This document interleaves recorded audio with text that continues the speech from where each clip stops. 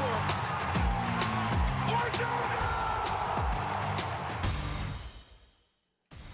38 teams ready for their shot at glory in the 2025 USL Jägermeister Cup. It's Lexington SC hosting Loudoun United from Lexington SC Stadium in Lexington, Kentucky. Happy to have you with us for this one on ESPN Plus. Alongside MLS veteran goalkeeper Jeff Attinella, I'm Joe Malfa. For those of you new to Jaeger Cup, it came around last year. It was only in USL League One. This year, though, includes all 38 teams from the Championship and League One. 4 matches per team, 2 home, 2 away. The 6 group winners and the next 2 best teams will be the wild cards 8 through to the knockout stage. Here in Group 5, the 2 Kentucky teams, the 2 Carolinian teams, and then Loudoun and Richmond rounding out this group. Jeff, this Lexington side can use this as an opportunity to get back on track. They've slowed down as of late. Absolutely, and that's what I love about these mid-season tournaments, is it gives the group a new, fresh thing to strive for. There is a cup on the line here, and for this Lexington team to turn it around, it has to come on the offensive side of the ball. Defensively, they've been strong the last couple of matches, posting 2 shutouts, but they haven't been able to score in those 2 matches either, only drawing a point. And if this offense is going to get humming, it's going to have to come from this man, Corey Burke. He was brought in to score goals. He is that true target forward. He is going to be that outlet where they play those balls long. Look for him to hold him up, get the ball wide, and find himself in the box. And for this offense to start humming, this is the man that's going to have to drive the force of that offense and really start putting the ball into the back of the net for this team. For as much as Lexington has struggled lately, Loudoun has been scorching. And they are an absolutely fun team to watch. They move the ball, they work as a team, there's runners running off of the ball. On the ball, they're strong, they connect their passes, and they are absolutely dynamic in front of the net. The only losses this year for this Loudoun group have come against Louisville in Open Cup and regular season play. Outside of that, they've been perfect. Abdelatif Abukora, a big reason why. The rumblings are starting as far as a move to Europe. He's been the best player in USL Championship so far this season. And 6 goals. Of course, the rumblings are going to start. He's a young player. He's dynamic on the ball. He pops up in those spaces that are hard for the defense to track, and he's absolutely dynamic in front of goal. They've been looking for a long time for that complement forward to Zach Ryan, and this is exactly what they have found, and he is a huge part of the reason they are having so much early season success. Well, this tournament was a huge success last year when it was just for USL League One. Lexington a part of it last year, in it again this year. Loudoun gets its first taste of Jaeger Cup momentarily. It's Lexington SC and Loudoun United coming your way on ESPN Plus.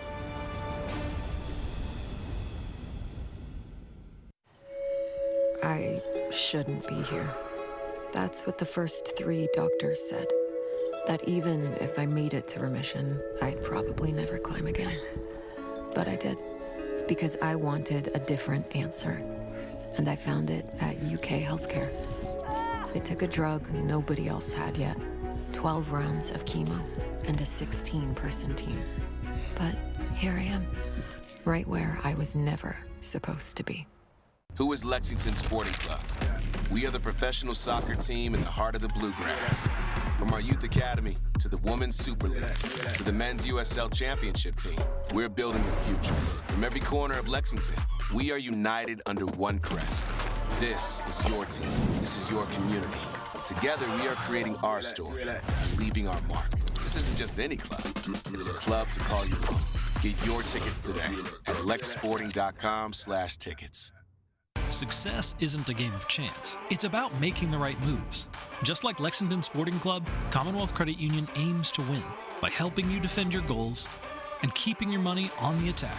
As the official credit union of Lexington Sporting Club, we're empowering success on the field and in your finances with smarter banking options and unbeatable service. Are you ready to take the lead? Then get the home field advantage for your finances, only with Commonwealth Credit Union. Here, we see you differently. We live with you, build with you, grow up with you, and dream with you.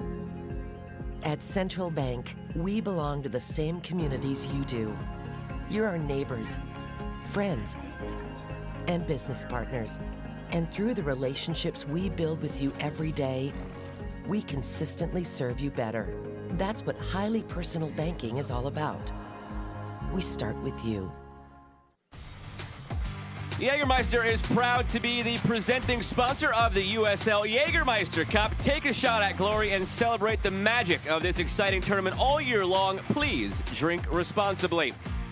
Let's meet the starting lineups for both Lexington and Loudoun, beginning with the home side and head coach Terry Boss. 2 changes from the group that tied Monterey Bay 0-0 over the past weekend. Adetun at number 71 slots into that left back spot. Goldthorpe comes in up top, but for me, the focus is going to be those front 4. Look for Burke, Epps, Firmino, and Goldthorpe. They are going to have to make the difference and get this team into the back of the net. Yeah, they were scoring earlier in the season, but it really has just gone off like a faucet. Loudoun, though, for Ryan Martin, they've been good through and through. Absolutely, and there's 4 changes from the group that beat Pittsburgh 2-1 over the weekend. Look at number 32, Tubbs. He is straight off of a transfer from DC to slot in tonight. Look for him to make an impact in this game. Santos comes in at left back.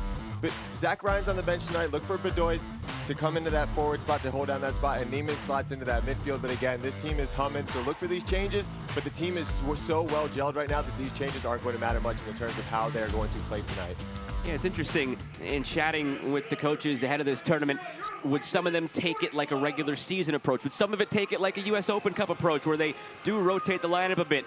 This is full-on regular season caliber starting 11 for both, so sit back and enjoy this one. Alyssa Nichols in the red, the referee to send us on our way. Lexington right to left in the black, Loudoun left to right in the white, and we are underway from Lexington, Kentucky in the 2025 Jägermeister Cup. Glad to have you with us this evening here on ESPN Plus alongside Jeff Attinella. I'm Joe Malfa, and a quick stoppage here for a head injury. Corey Burke going down, checking for blood. And right off the kickoff, you see early on what Lexington wants to do with Burke. They want to try to find him the ball. The more that they can get him on the ball as that target forward so that these runners can run off of his possession, the more successes they're going to have. These Loudoun center backs are going to have their work cut out for them. It was a good early challenge. A little bit of a 50-50 ball. Center back goes through him quite a little bit, arms a little bit high. Could have been a foul call there. Unfortunately, off the whistle, Lexington's not able to get that early foul call, but look for Lexington to do this all night long. This is why you bring in a player like Corey Burke. 33-year-old Corey Burke, 35 caps and 9 goals for Jamaica. His last cap came in 2024 CONCACAF Nations League against the United States. Now, one thing that you will hear a lot of announcers talking about as we go through Jaeger Cup is the emphasis on goals and the excitement for the fan. As we mentioned at the top of the broadcast, it's the 6 group winners now with Corey Burke out there again. It's the 6 group winners and then 2 wildcard teams that go through. The tiebreaker is goals scored, not goal differential, goals scored. And that made for some exciting moments in last year's Jaeger Cup where later in games, you had teams that just threw caution to the wind and they didn't really care if a 3-1 deficit became 5-1 because maybe 5-1 becomes 5-3. And all of a sudden, you're starting to raise your own goal tally, which could benefit you in the long run. So heavy emphasis on the goal scoring. Coaches are aware of that. And Ryan Martin said it might influence some of his decisions as far as tinkering a bit with the group and the tactics that have been successful so far in regular season play. Well, it also gives you the opportunity, even if you're winning in the game, you want to keep pressing, you want to keep trying to score those goals. So it's a game that in a tournament that really is going to open up the field of play once that first goal is scored, so that both teams are trying to get that goal tally up. And this is what it should be about. It should be an exciting tournament. If they end up trying to go straight to PKs, and they want that excitement for the fans, they want it to be an exciting thing, and anytime you set it up like that, it's going to be something where both teams are going to leave themselves open a little bit more because trying to score goals is really the emphasis. I'm glad you brought that up as well. To your point, if it's tied after 90, we go straight to a shootout to award a bonus point for the standings. So all different nuances of this Jägermeister Cup. And it runs all year long throughout the regular season, eventually getting to the quarterfinals in late August, and so on and so forth from there. Final takes place in October 4th.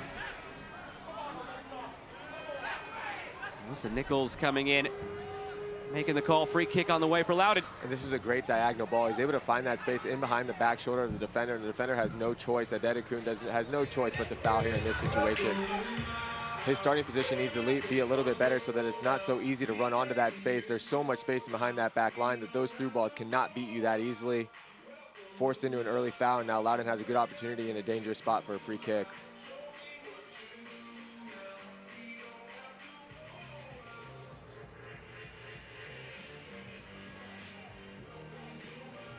First opportunity on a set piece here for Loudoun. Pedro Santos standing over it, left-footed option wearing 17. Started this year on a 25-day contract for Loudoun. Now it's a full contract. He scoops it forward, and it's all the way through. The intended target was Garrison Tubbs, who you alluded to. He just joined on loan yesterday from DC United about 27 hours ago. The official paperwork and announcement came through. So Ryan Martin gets himself another tool to use on the back line. And he's a big target on set pieces as well. I would have liked to see that ball driven just a little bit more, not make it as easy for that Lexington backline that's dropping. But again, anytime you can add a big target as a center back on set pieces, especially against a player like Corey Burke, when you're talking about defensively, it's always going to be a weapon for you. That relationship has always been there between Loudoun and DC United. It was an official partnership going back a few years where they were the official #2 team. They since broke that after the advent of MLS Next Pro, but the partnership remained strong. The ties between the organizations remain strong, especially for Ryan Martin. That's why Garrison Tubbs comes this way in the loan now. Tubbs, last year as a rookie, made 15 appearances, 7 starts in MLS, so good experience under his belt. Terry Boss already looking at the laptop, trying to solve this look that Loudoun's throwing at him.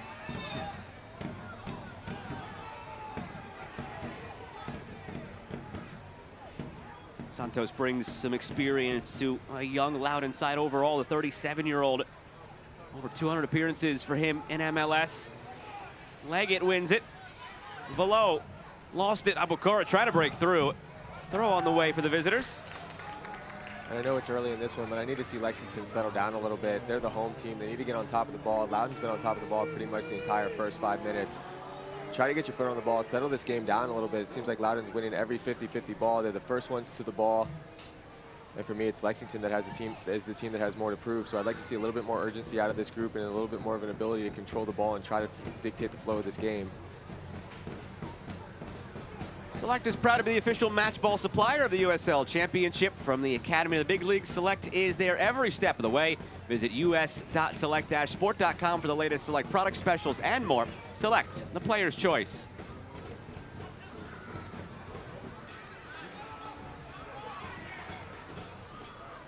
Here's Abukora. 6 goals, tied for the USL Championship League lead thus far this year. Nobody home up top there for Lexington. Both these sides already eliminated from US Open Cup, so this is their only other shot to tack on an additional trophy beyond the Players' Shield or the USL title this season. And I think that plays into the lineups that you're seeing tonight. The Open Cup is obviously a great opportunity to win one of the bigger cups in the entire country, but now that both teams are eliminated, this is another opportunity to get a trophy. They want to add trophies to the cases, and when you approach these types of games with strong lineups the way that both teams have, you know that it means something that's really important to both of them. And I think by being eliminated in the Open Cup, it allows them the ability to play more of their players that they might have rested if they had more games on their schedule. Switched out toward Marcus Epps. He's whistled for the foul. It's going to be nice, I think, when we look back on it as this tournament continues to grow here in USL. It's going to be nice for the historic aspect of it, of saying this team won a treble, this team won a double, this team won the quad. If somebody goes on to win Open Cup and Jaeger Cup and the title with the Players' Shield in a given year, you can add that element to it where it's more than just the Players' Shield and the USL title that these teams could have to their name. I think coaches, players are aware of that as well. And that's why you play. You play to win trophies. It doesn't matter what the trophy is. You play to win trophies, and that's what these teams are both about.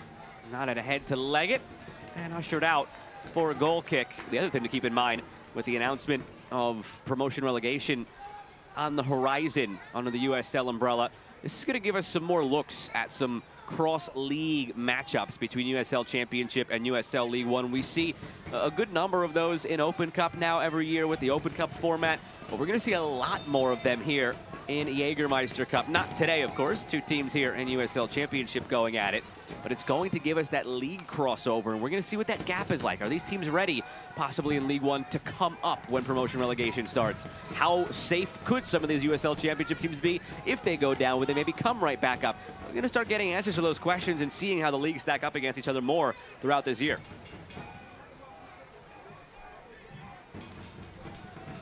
Here's Santos. Very possession heavy, this Loudoun side. Lexington, okay, conceding it early on here.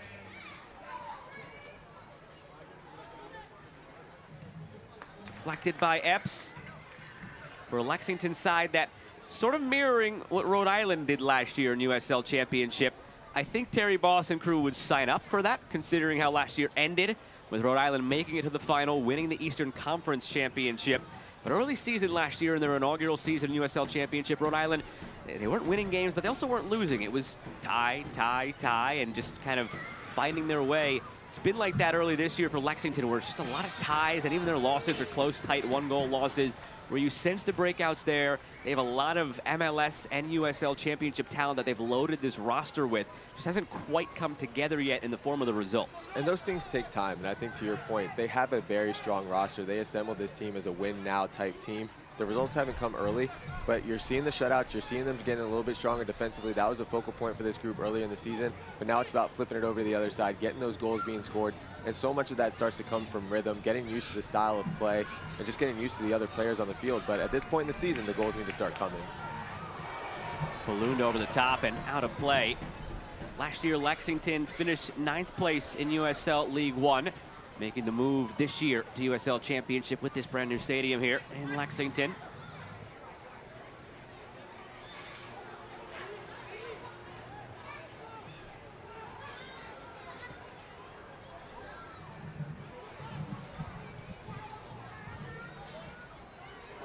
Give it away here on the Loudoun side at the back. Epps.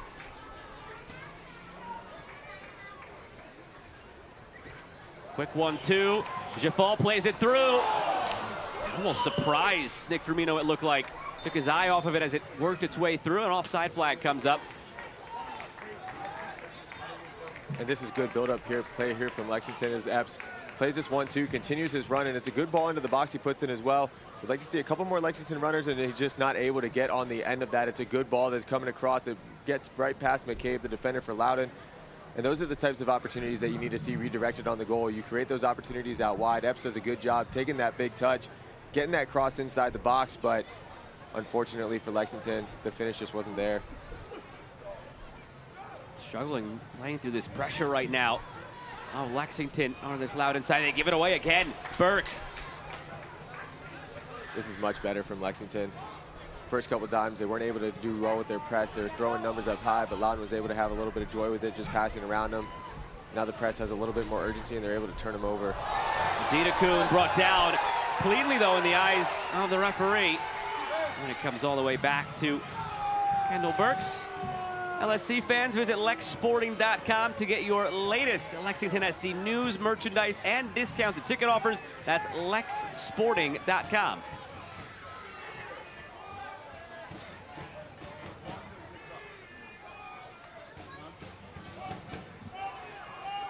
Northern Colorado Hailstorm, the inaugural Jägermeister Cup champions last year in USL League One. They have since disbanded from the ranks of USL League One, so no matter who wins this year, it's brand new champion in this first ever Jägermeister Cup that includes both USL Championship and League One. Ford Madison made the final last year as runners-up.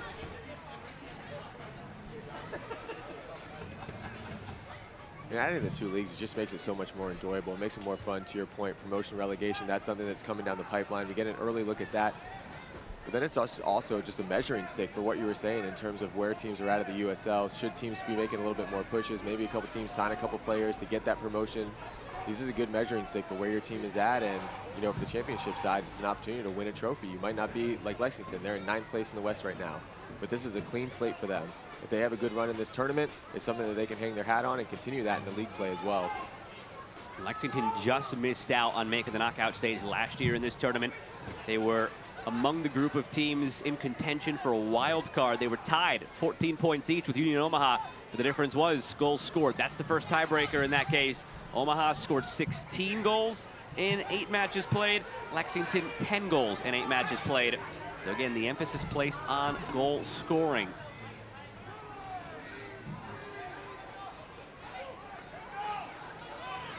It was an interesting moment last year in one of the group matches where there was a team who knew they could not win the group. Their only mathematical way through was via the wild card, but they knew that they didn't really need to win. They just needed to score. So the game plan was basically, just go out there, spread out, and have fun. And it produced an 8-goal game. It was a classic, just end-to-end action because they knew they just needed to get their goal tally up. Goldthorpe centering it now. There's maybe the first one. No, just wide. It's Firmino kicking down at the ground and then the post, frustrated with the miss.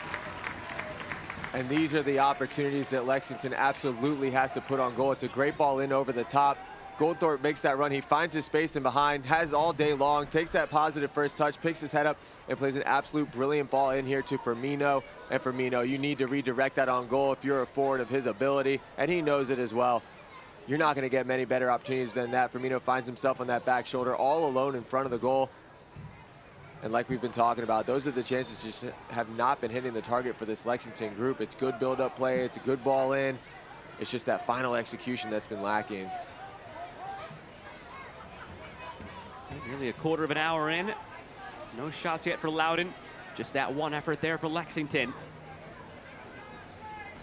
I know both teams want to have a little bit more of a possession type style, but that's 2 balls on either side. That's just one direct ball. Route one over the top, finding that spacing behind that back line. So look for these teams defensively. Maybe they drop off a little bit more, but if they don't, that route one ball has been on for both of these groups. Adidakun, 24 years of age next month. Hasn't started in the regular season yet, just coming off the bench each game. He's on loan from Montreal and MLS for this season. 13th overall pick in this past year's draft, Michael Adidakun. A lot of talent buoying this Lexington roster, even though it hasn't been quite put together yet in terms of the wins. It's a great ball there from the goalkeeper. Good patience. Goalkeeper union strong today.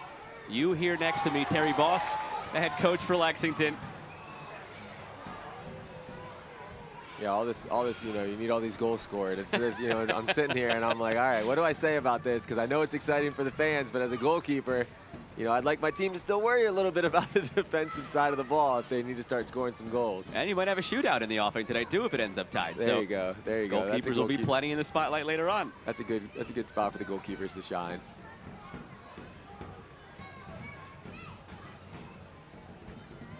Velo off the chest. Well taken by Velo. Burks puts in the challenge. Plenty of space down this right side now. Carried ahead by Tingy. Leslie Leggett was onside.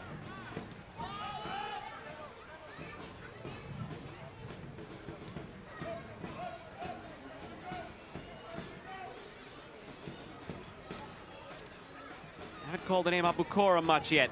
Lost it there. Back for Tubbs. USL on CBS Sports Network kicks off May with a matchup of NorCal rivals. Oakland Roots taking on Sacramento Republic. May 4th, 7 Eastern. CBS Sports Network. NorCal Derby, first edition of the year. I like Lexington's commitment to the defensive side of the ball early on. As the ball is being played back, when the ball's on this side of the half, they're pressing. They're not afraid to throw these numbers and try to turn this ball over. But as it starts to progress, you watch the entire team. Everybody from the target forward, they're getting themselves behind the ball, so it's tough for Loudoun to break down that block when you're having to go against 10 different players. So good transition defense here from Lexington, and that's going to be an important part of slowing down this Loudoun attack.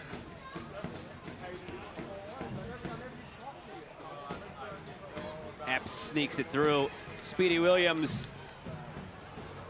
Speedy Williams, maybe the most important pickup of the offseason for this Lexington side as they made the jump from League One to Championship. Who better than a 4-time title winner who did it with 3 teams, mind you. Back with New York Red Bulls 2 in 2016, Louisville in 17 and 18, and then Colorado Springs last year. First player to ever win 4 titles in USL Championship. They bring him in, they put the armband on him in the midfield. That is how you stabilize a team in its first season in a league.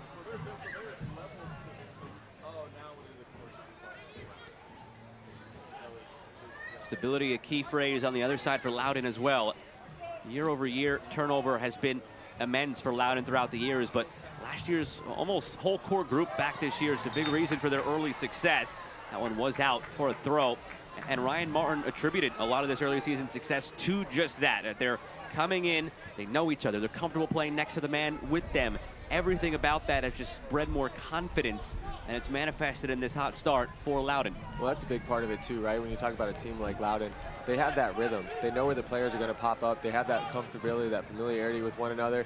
They know that they could play a ball into space and know that that player, because they've played so much together, that they're going to fill into that space. So there's that little level of comfortability. But on the flip side, that's what Lexington's trying to work through and trying to figure out. So two different ends of the spectrum when you're talking about familiarity with one another. Here's Abukora, cuts inside, chips it ahead, almost finding Leggett. Those are the moments where he just all of a sudden turns it up a notch and makes you go out. Yeah, he's able to keep that ball really close to his feet, taking on these defenders as we get a look at it here. Baits him, baits him, baits him, baits him. A little bit of a long touch here, but it's that touch right there. That's so special. Puts that cross into the box, just doesn't get it over the top, but he had two open runners on that far post. That's what makes it. You can't dive in on a player like that. When you have a player who's so special on the ball, he keeps that ball close to his foot. The second that you dive in, that's when he makes his move, and then he's able to produce from that opportunity. It's been fun to watch his development and growth since he debuted back in 2021 for Loudoun at the age of 16.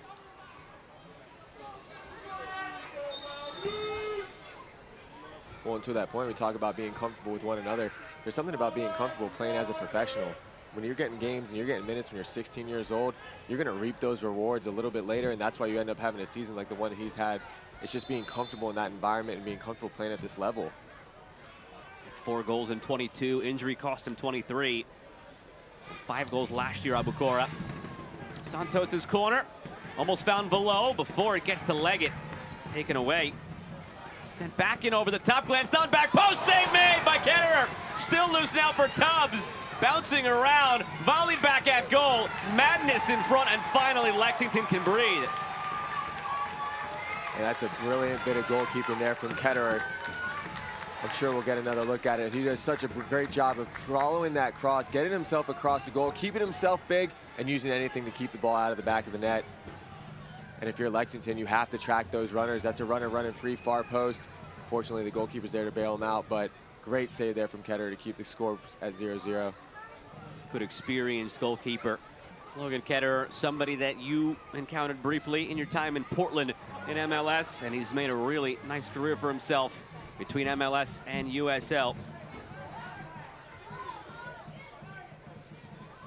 As we get another look at it here, it's a good ball into the box. There's a lot of traffic. The ball skips off the head, but look at Ketterer doing a good job tracking the ball the entire way, and that's so difficult as a goalkeeper. There's so many different people that can get ahead on it, but instead he tracks it. He doesn't commit to one way or the other. Does a great job getting across his line, keeping himself big, and doing anything that he can to keep the ball out of the back of the net.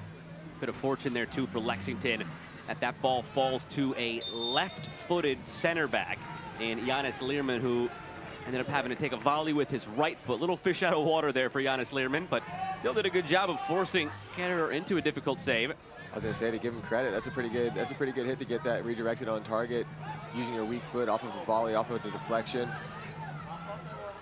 But unfortunately for the goal tallies, the goalkeeper was up to the task.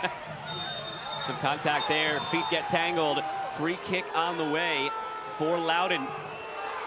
And a yellow card as well, first of the match. Well, that's the second time that we've seen this out of Adedekun. It's a simple ball in over the top. He has to be aware of those runners, but instead he gets beat in behind. He's on the Loudoun attacker's on that back shoulder. He trips him up, foul call. Loudoun gets another set piece in a dangerous spot. Safe to say Adedekun and Speedy Williams not happy with it. Yeah, as we get another look at it here, the feet did get tripped up. But again, you just cannot let that attacking player run in behind like that so easily. You have to be on the other side of him so he doesn't have that space in behind, because anytime you give a player that ability to just chip that ball in over the top and the person's running on and you're trying to backtrack, it's only going to be trouble for you as a defender. Get yourself positionally set up appropriately the first time. Get on that back shoulder so you're not forcing those positions where you have to commit a foul in a dangerous spot like this. Two very capable options now standing over it. Abdelatif Abukora positions it. Will be the right-footed option. Pedro Santos, the left-footed in-swinger. It's Abukora curling it, out-swinger. Still loose. Leggett slips on the wet surface. Now bomb back in, deflected. Oh, saved by Ketterer! That's why you do those drills where you put that thing in front of the goal and it takes that weird ricochet. You stick out the right paw. You're smiling. You know what I'm talking about. I don't know if it has a name. You will, of course. I was trying to think of the name as you were saying it, but that thing in front of the goal sounds like the right thing. And that is an absolute, again, Ketterer is up to the task here in the first 23 minutes. That ball takes a wicked deflection, and we have some good back and forth action here. Now Adedekun opens it up. Outside of the boot, curler goes all the way through. Saved by Burke.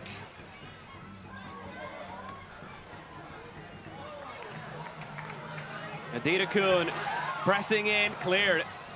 Essentially, it's a cargo net that has like buoys in it, is the best way to describe it. And coaches will just bomb shots at it, and you never know exactly what it's going to ricochet off of. It forces goalkeepers to be able to be diving to the left and stick the arm out to the right, and that's exactly what Ketterer does here. As we get another look at it here, it's a good free kick in. Not many runners, but it works out well for Loudoun as the ball pops out far, and that's the deflection that it takes on the way in. Played in by Adita Kuhn. We'll get you another look at that replay again. Lexington chose to go quickly on the free kick.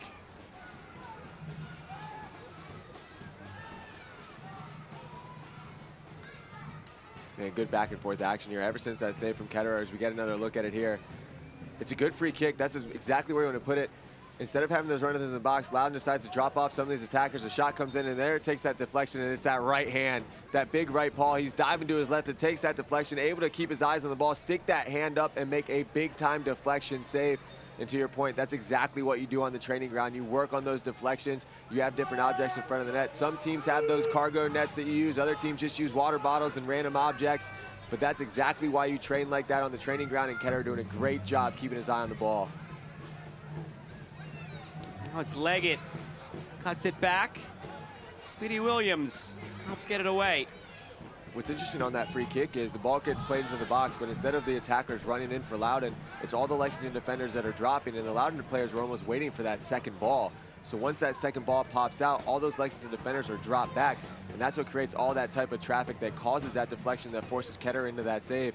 I wonder if that's something that they've worked on off the training pitch to gather that second ball. Maybe they just weren't on the same page in terms of attacking the ball, but it's a good setup for them as well because you're dealing with that ball that Lexington's trying to head out.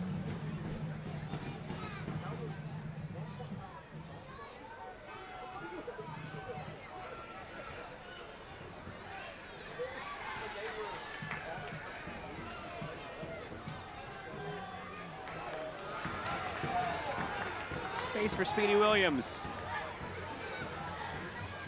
It's a good job getting it from side to side. He wanted to go back into that traffic, but find the open player, keep that ball moving side to side. Curled in, Adita Kuhn. Had it away.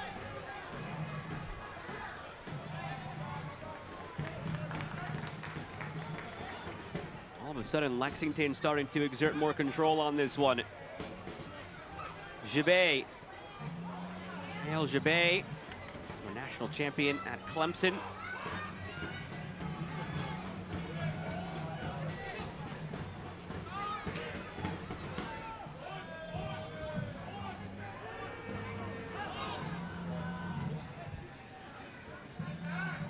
I like the way the Lexington's turned this game around for them.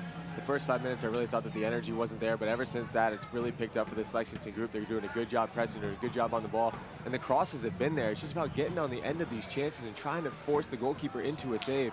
I know Ketterer has been called to task a couple times, but for me, I think Lexington's been a little bit more dominant here in the last 15 minutes or so. It's just about getting those runners on the end of these crosses, these dangerous balls that are getting played into the box.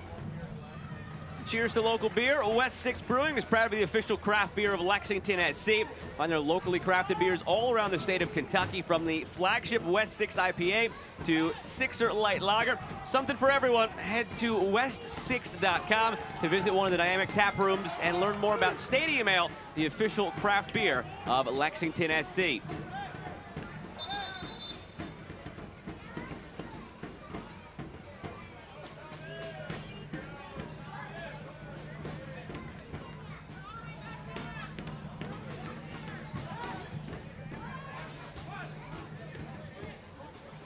Adita Kuhn, lone yellow card on the field. Get it back into play.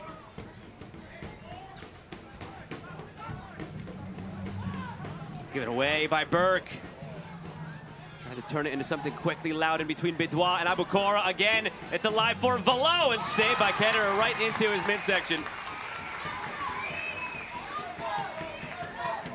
Good spot there from Ketterer on the angle, but this Lexington group, they need to be careful with the ball defensively. Burke's trying to do a little bit too much here from the center back spot. He ends up winning it here. This is a situation where one too many touches and there's so much traffic like that, you just got to clear the ball out. But again, Ketterer in the right spot at the right time. Not the place for Lexington to be messing around with the ball. Don't be afraid to just clear it out. Try to find that target forward Burke or just live to see another day.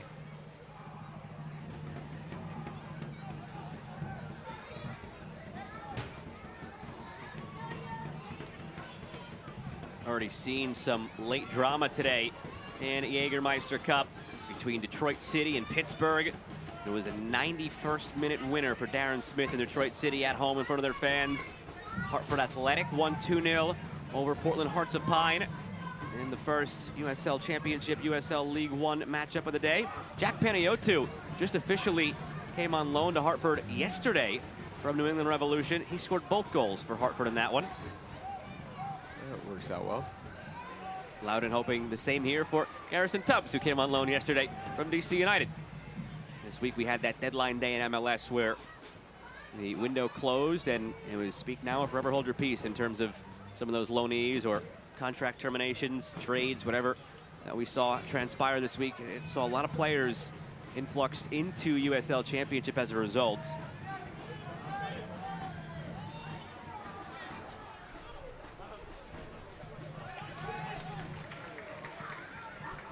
For the hard times that I've given him a little bit defensively, I think Adetikun's done a good job attacking. That's why he's in this lineup. They want to see him get around. They want to see if he can add the crosses, that dynamic winger out wide from that defensive left back spot.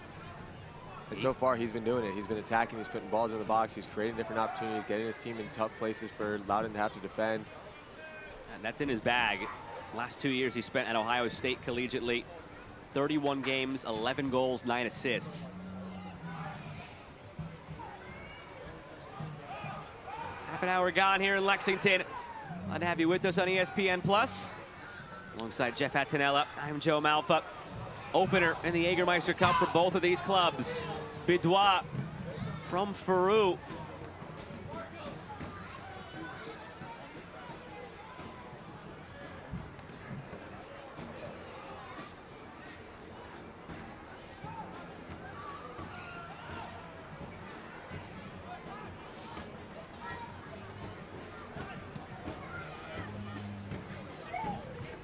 Tingy.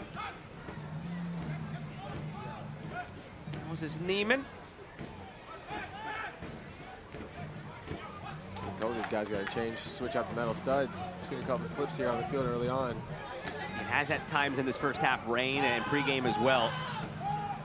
Most importantly was that moment for Wesley Leggett before what turned out to be that opportunity for Loudoun where Ketterer made the terrific save on the deflection. Leggett was open, alone in the box, would have had a much better, higher price real estate opportunity for Loudoun before he slipped.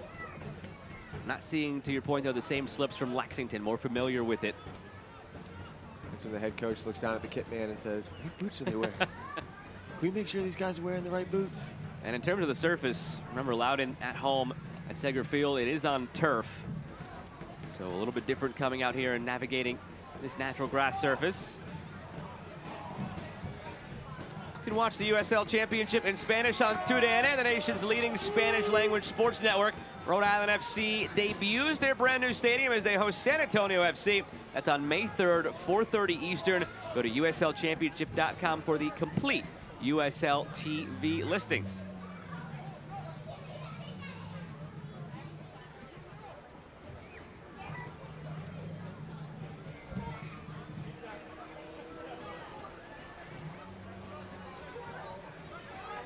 Rest of the teams in this group, remember, include the Richmond Kickers, Louisville City, Charlotte Independence, North Carolina FC. Last night we saw Charlotte and North Carolina meeting. It was Charlotte Independence winning 2-1 on the road over North Carolina.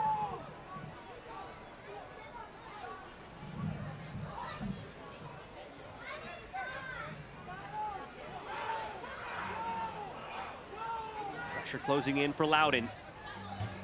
Adetikun looking to play out. Speedy Williams, the outlet.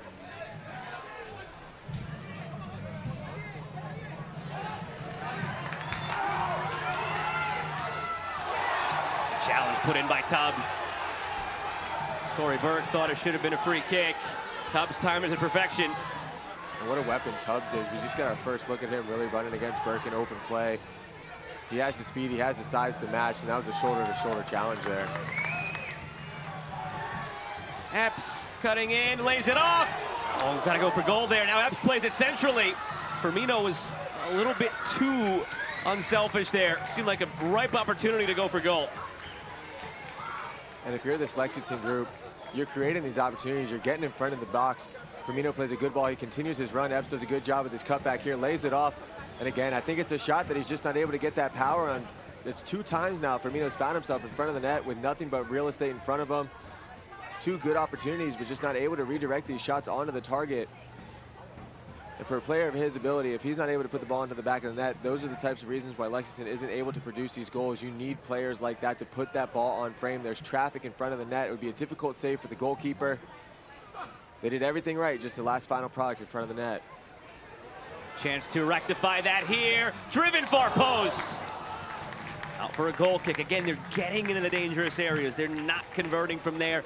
That's been an issue the last couple of games for Lexington. And again, a lot of joy on this right side. It's good build-up play. I don't mind the shot here. Drive the ball hard across the net. Pick your head up. There are numbers in the box, but if you drive that ball across the net like that, it could take a deflection.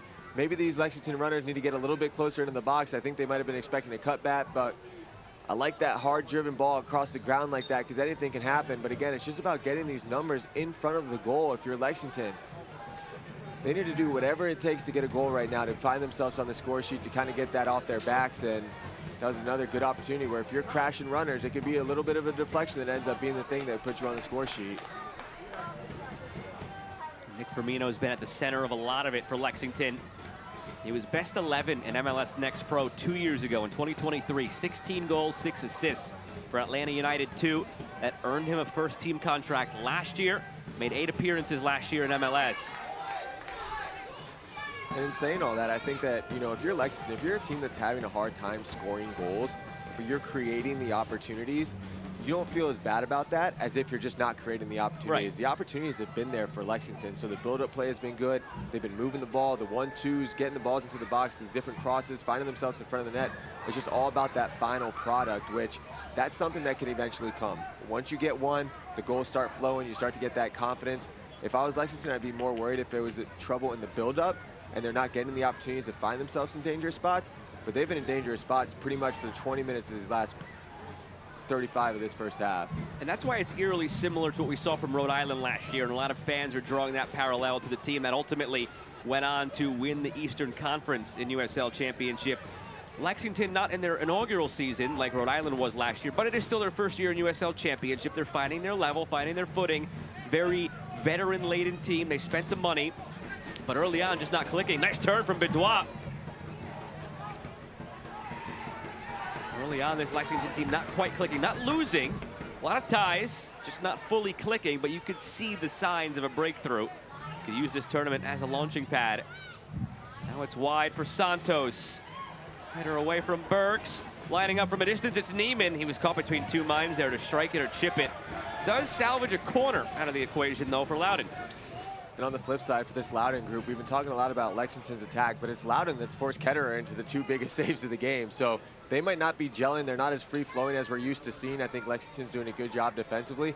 But even without that rhythm that we're used to seeing from this Loudoun team, they've created the 2 opportunities that have forced the goalkeeper into the big saves. And in a different night, they could very easily be up in this game 2-0. So that just speaks to how good this Loudoun group is.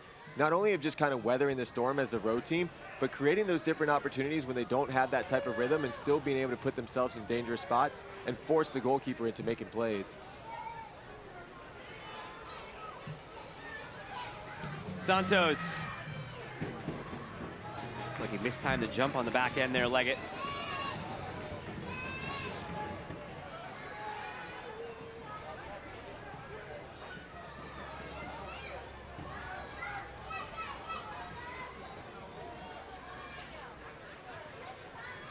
Fans visit lexsporting.com to shop at the Lexington SC Team Store, your one-stop destination for all the latest LSC gear and official merchandise. Purchase kits, scarves, hats, and more to show off your club pride. That's lexsporting.com.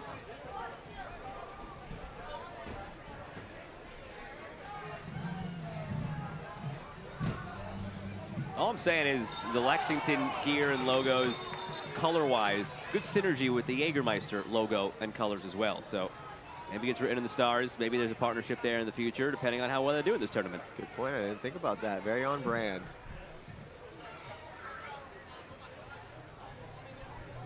I don't know how the people would take it, though. This is very much bourbon territory. Yeah, I guess maybe we'll do a taste off or something at one of the games and see what people think. Hey, if it means matches won and a trophy lifted, I think even the most devout bourbon folks in this area would switch out the bourbon for a Jaeger. I think it comes with winning, right? Yeah, absolutely.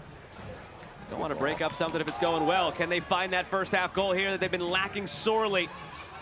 At that time, Tubbs heads it clear, continuing to generate final third entries, box entries, moments, Lexington. Not yet able to fine-tune it as the sun finally peeks through. I've been really impressed with Tubbs. We weren't really sure what to expect. He just got here from DC. How is he going to fit into the group defensively? He's been going blow for blow with a player like Burke. He's doing a good job in the box, getting on the end of set pieces as well offensively. Nice addition for this Loudoun group. Tingy joining the fold. Center back up in the attack. Tingy slows it down. Learman for Neiman. Sneaks it through. Abukora deflected. It's dangerous in those tight pockets, Abukora. It's just good movement from Loudoun in these tight spaces. You talk about the familiarity and just being comfortable. It's 1-2 touches. They know that the player is going to make the run. Lexington not giving them much space, but able to get those 1-2 touches off and ultimately find the ball at the player that you want the ball at his feet. A little extra after that foul from McCabe. He's the only player last year, outfield player, to go all 34 games for Loudoun United. So far this year, McCabe has started all 7. He is that Iron Man foundational piece in the midfield.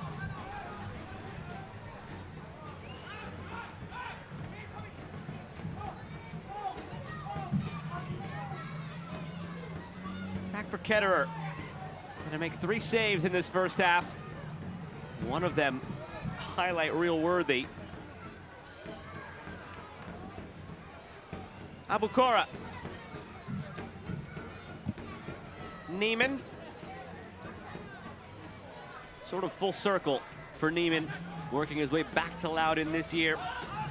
21 years of age, debuted at age 15 back in 2019. Winding road that took him to the DC United bench, made some appearances in MLS, then over to Belgium, where he was purchased by SK Beveren. Never appeared for the club, came back stateside on loan to Real Salt Lake, was loaned from Salt Lake to Real Monarchs in MLS Next Pro, then to Minnesota United the following year, spent most of the year in Next Pro, now back in Loudoun. Still just 21 years of age, a lot of untapped potential. Some of it for such a young player has just been not having consistent playing time, constantly on that bus up and down. Bedois curling it, not enough.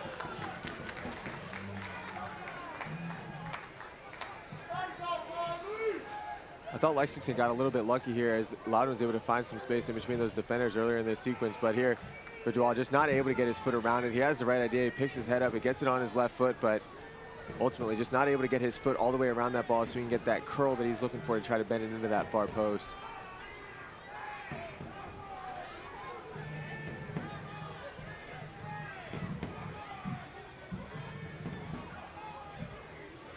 Back to Neiman for a moment for Loudoun.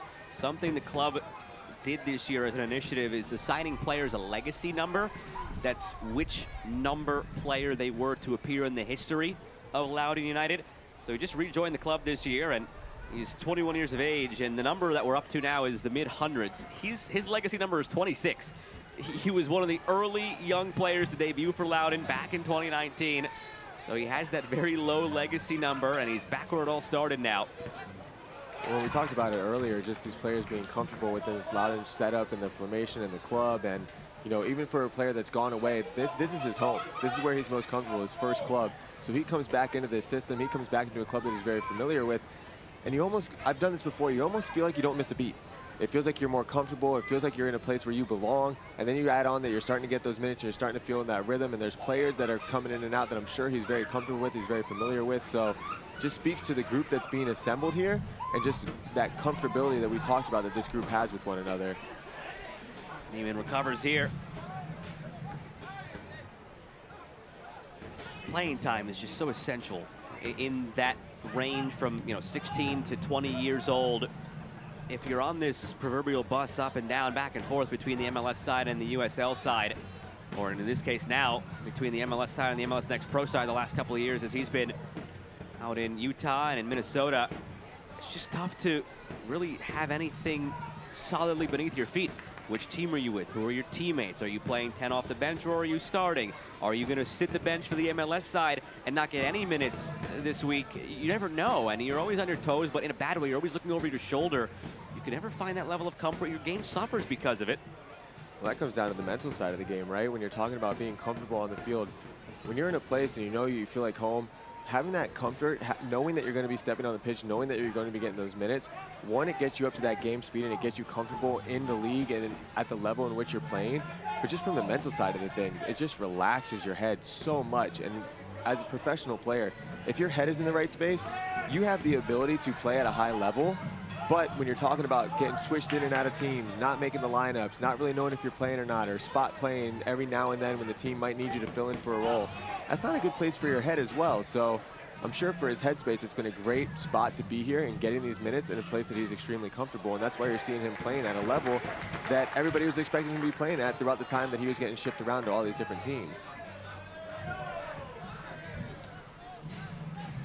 Coming up on the clock, reading 45. So there will be one additional minute at the end of this first half. Santos.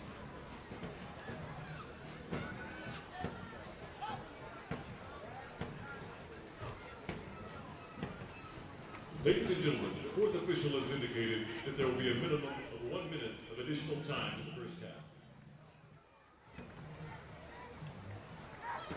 Below.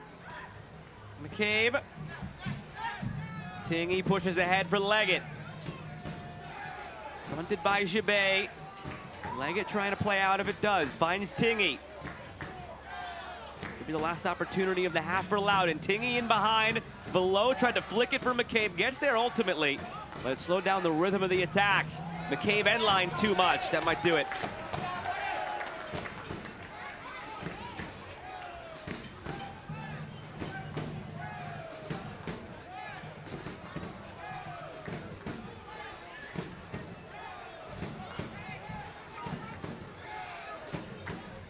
First half that has seen opportunities both ways. 6 shots for Loudoun, 3 for Lexington.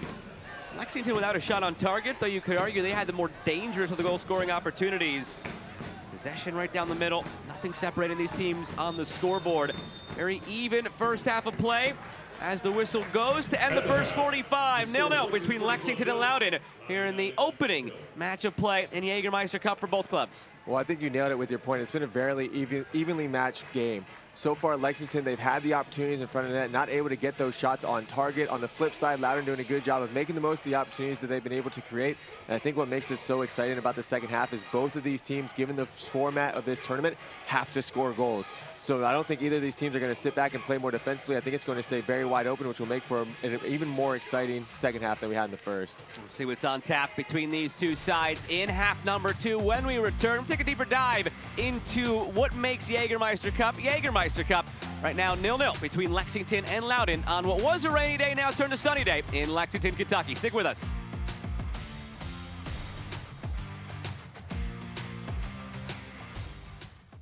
UK Healthcare Orthopedic Surgery and Sports Medicine offers comprehensive treatments for bone, joint, and muscle disorders and injuries of all types. From complex repairs to complete replacements. UKHealthcare.com, the power of advanced medicine.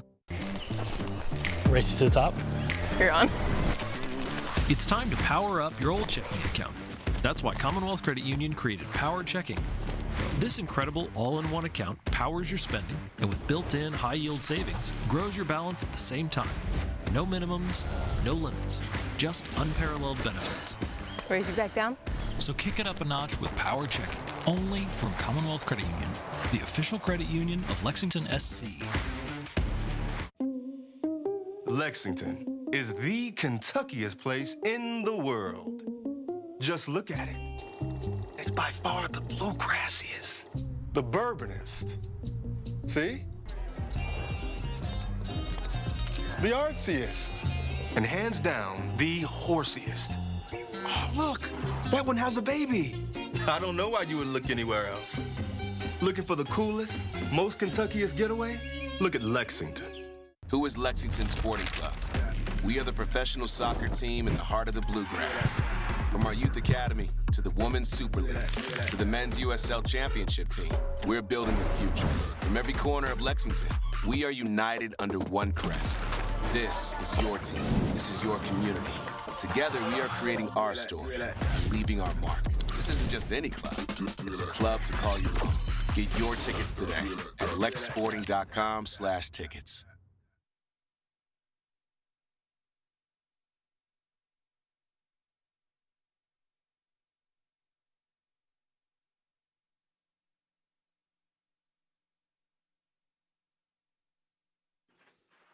Welcome back to Lexington. Scoreless between Lexington SC and Loudoun United here in the second edition of the Jägermeister Cup, the first to feature teams from USL Championship and USL League One. A lot more detail beyond that. We'll toss it to Dan Lucas for more. This year, the Jägermeister Cup will feature all 24 clubs from the USL Championship and all 14 clubs from USL League One. The 38 teams are placed in 6 groups divided by region. 4 groups will have 6 teams, 2 groups will have 7 teams. Each club will play 4 matches in group play, 2 at home and 2 away. At the conclusion of the group phase, the 6 group winners and 2 wildcard teams will enter the knockout stage. To set the quarterfinals, the wildcards are locked into slots as away teams. Group winners are drawn for spots 1 through 6, then drawn to fill the matchups from match 1 all the way to match 4. In this stage, wildcard teams cannot play against the winner from their respective groups. In the semifinals, the 4 remaining teams will be drawn randomly, and the last 2 teams standing will be drawn to determine the host for the Jägermeister Cup final.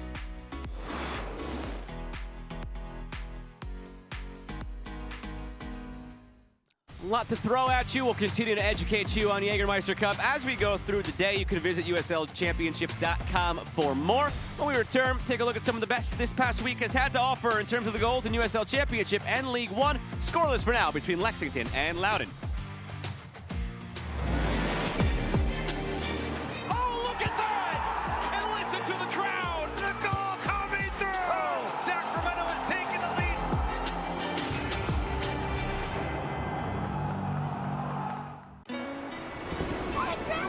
Wait, come back! Wait, come back, I need more help. Take a load off it. Take a load for free. Today we went to the beach, and it was totally worth it.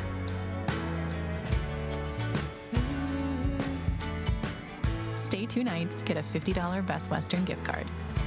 Whoa, termites can eat a pound of wood a day. Pound of wood a day.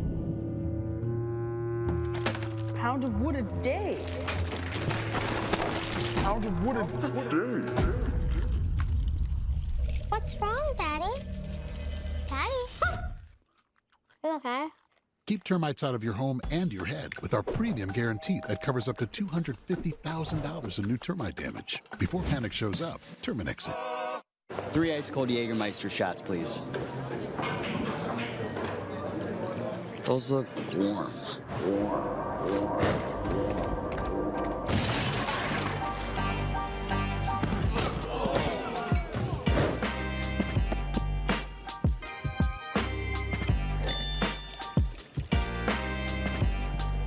Serve it cold or don't serve it at all. Jägermeister. Damn, that's cold.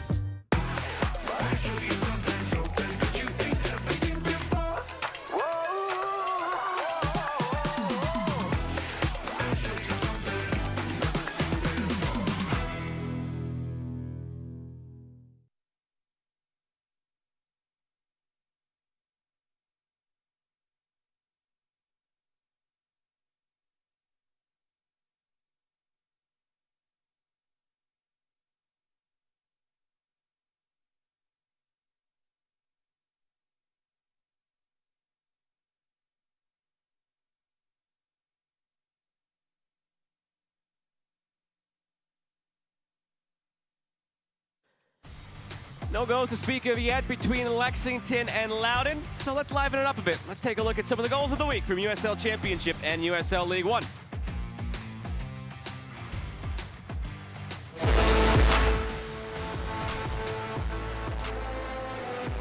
Possession was not meaningful, right? Wasn't probing. Distance! Tulsa on the board with a beauty!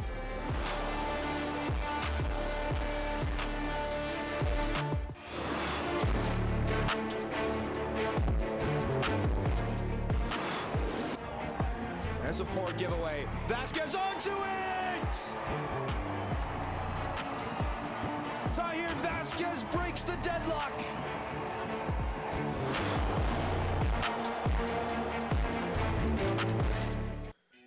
A day where it's been rainy, so to your point from earlier, Jeff, hope they changed out the studs, Loudoun United. They were slipping and sliding all over the place in that first half. When we return, highlights and stats from the first half and kick for the second half between Lexington and Loudoun.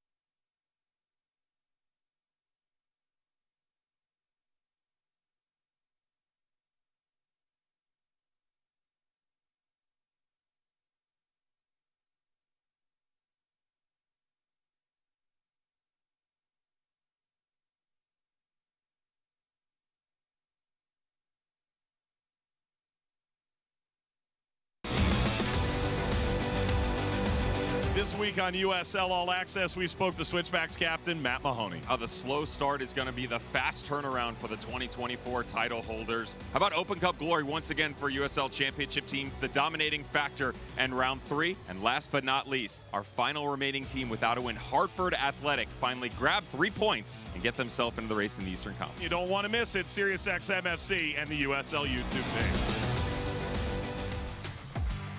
Just about set to kick things off in the second half. 0-0 between Lexington and Loudoun. Everybody around those sprinklers, more self-control than I. The kid in me sees sprinklers, runs through them. Good thing we're up in the booth instead. Take a look back at highlights from the first half between Lexington and Loudoun. Scoreless, yes, Jeff, but chances for both and a lot of end-to-end action for both. I think I would have liked to see you run through those sprinklers if we're being completely honest, but it was a good matchup here in the first half, and it was very wide open, which is what you can expect from this tournament. And the early opportunity came here from Lexington. It's that direct ball, that route one over the top.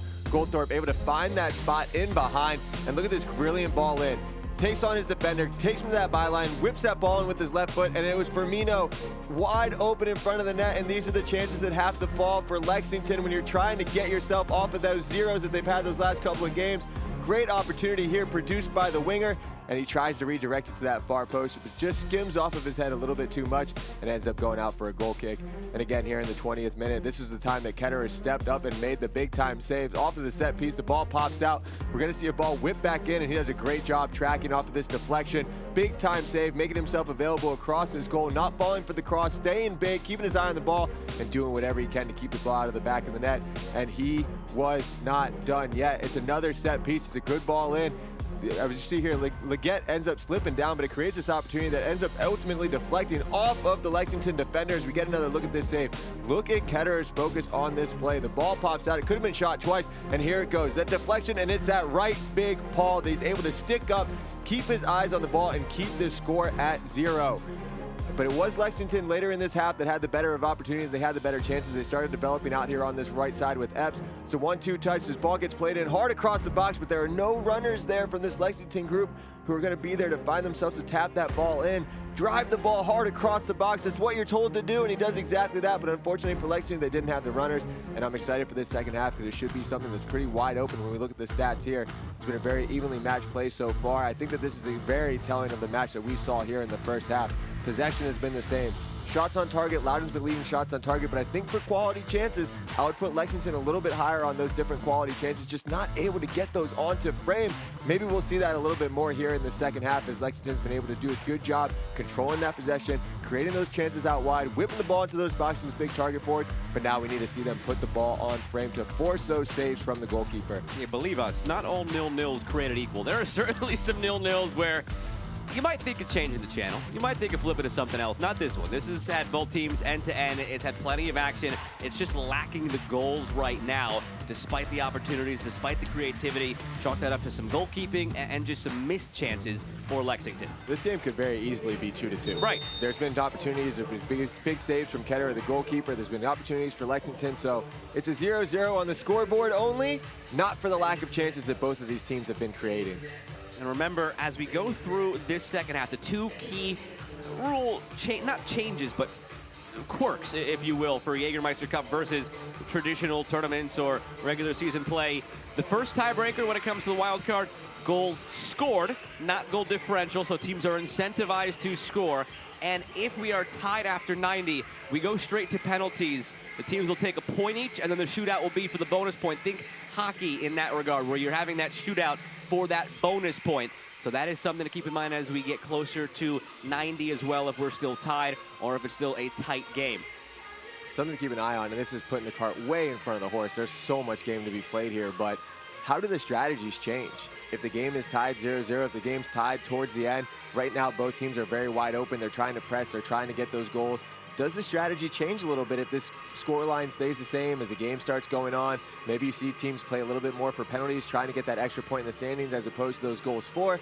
It's an interesting strategy change when you're talking about the tactics of how to handle a tournament that's set up this way. I think we're going to find a lot more teams just go for it and try to shirk penalties. And you know what? If we lose 2-1 instead of going to the shootout, so be it. I think you're going to see teams that open up. But I guess we'll find out possibly 45 minutes from now. It's Loudoun right to left in the white, Lexington left to right in the black. With Jeff Attinella, I'm Joe Malfa. Glad to have you with us here this evening on ESPN+. Sun has stayed out ever since it peaked out toward the end of the first half. Rains earlier in this first half, which saw players mostly on the Loudoun side slipping and sliding. You wonder if A, they changed their boots at the break, and B, what the watering of the pitch did at halftime. We saw the sprinklers on at both ends of the field. It was already a slick surface. They watered it even more at halftime. So I'm going to keep an eye on and keep in mind for a Loudoun side that traditionally at home plays on turf, and they were slipping and sliding in that first half. Lexington were unperturbed by the slicker surface. Well, it's something to be mindful of as well is the side where the sun's out. That side's going to dry a lot quicker. So the side here that's in the shade that they watered, expect it to be a lot more slippery down this right side, left side if you're Lexington attacking. So just something to be aware of as you're watching and trying to pick up little things that could happen throughout the course of the second half. LSC fans, be sure to join us on Thursday, May 1st for the Republic Bank Road Rally as we travel 60 miles west to cheer on the lads in green as they take on Lou City FC. That's May 1st. This exciting outing includes round-trip bus ride, food, and drinks at West 6th. New Lewis scarf, rally towel, lots of fun. Visit lexsporting.com and select Republic Bank Road Rally under this men's tab to purchase your tickets. It's going to be a very fun rivalry that grows between Lexington and Louisville. They met previously before now in USL Championship and Jägermeister Cup. They met in Open Cup in years past. There wasn't really a rivalry in terms of territory infringement or anything of the sort. There was a welcoming with open arms from Danny Cruz and the Lou City side last year at least, but now that they're in the same league, last year when I had that conversation with him, they were still a League One team, Lexington. Maybe the tune changes now that they're in championship and battling for the same thing, albeit in different conferences, with Lexington in the West for now, Lou City in the East. Well, anytime you're able to add any type of rivalry to a league, it's going to inject so much energy into that one matchup. So I think that having that type of rivalry and as those get set up in the USL Championship, it's just going to make the league more intriguing. So leg it for Bedois, tried to go first time on the service. Bedois, he's down. Abukora keeps it alive. Edge of the area, it's McCabe. Florian Velo had it blocked. It's a good look there from Leggett. How many players would you see in that situation dribble to the end line? He didn't hesitate, played that ball first time, and it set up Bedois with an opportunity. I love those early services because it doesn't give the defense a time to set up. He picks his head up, he sees that he has the opportunity, and it's a good ball, and he whips his foot around it, and he has that runner on that near post. Unfortunately for Loudoun, there's Abukar on that far post who's able to do something with it. Maybe he had the opportunity to go on goal, opts to play it out wide instead, but to your point, that's a brilliant first ball in. Anytime you can wrap your foot around that ball one time, don't give the defense time to get into that position. Just unfortunately for Loudoun there, they're not able to connect with that runner going towards the near post. Awkward challenge there. It's Adita Kuhn who goes in. He's the only player on a yellow from the first half, remember. A very stern conversation from Alyssa Nichols. Seems like he'll avoid a second yellow and a red. Although, there's a big protest going on right now from Loudoun, and she's talking in the earpiece with her assistant referee. Is the mind going to change for Alyssa Nichols? Now, it seems like she's going to stick with no card, just a talking to, but she was talking in the earpiece to the assistant referee in case he had a better vantage point. Sticks with her original call here. Yeah, I think this is a case of just letting him know that he's on a very short leash here in terms of yellow cards. But for me, that's not a yellow card that's deserving of a red. Maybe that would be a first yellow card, but he does make an attempt on the ball, and ultimately at the end of the play, Tingy just ends up running over him. But for me, I enjoyed that the referee decided just to have a conversation. Don't change the flow of this game off of a challenge like that, because it has been a good game, and of course, anytime you see a red card, it's going to change things pretty dramatically. I appreciate that approach as well. Some folks will look at it and say a yellow is a yellow is a yellow, but it's just different. It changes the complexity of the game. If you have one of those that's a gray area yellow that is actually a red, better err on the side of not completely throwing the game out of whack, if you ask me, and I think you and I are in alignment on that one. Yeah, especially for that challenge. For me, that's not worthy of a yellow card. I think he made an attempt on the ball, and it just so happens that the contact happened well after the slide tackle happened, so I appreciate the no yellow card on that play. You see here, easy. That was an easier foul call for the referee. Clear contact to the body. Lexington maintains that possession. And they get Corey Burke involved more in this second half. That's the question for Lexington. I'd like to see Burke just get himself a little bit closer to the net. There's a lot of service coming in, but every time that ball is coming in, he's kind of hanging around that PK spot. Maybe he's waiting to make that late run if he can get to it, but for me, if you're a player of his size, get yourself a little bit closer in front of that net. Put yourself a little bit into that more danger area, because the crosses are coming in. We just need to see him get on the end of one.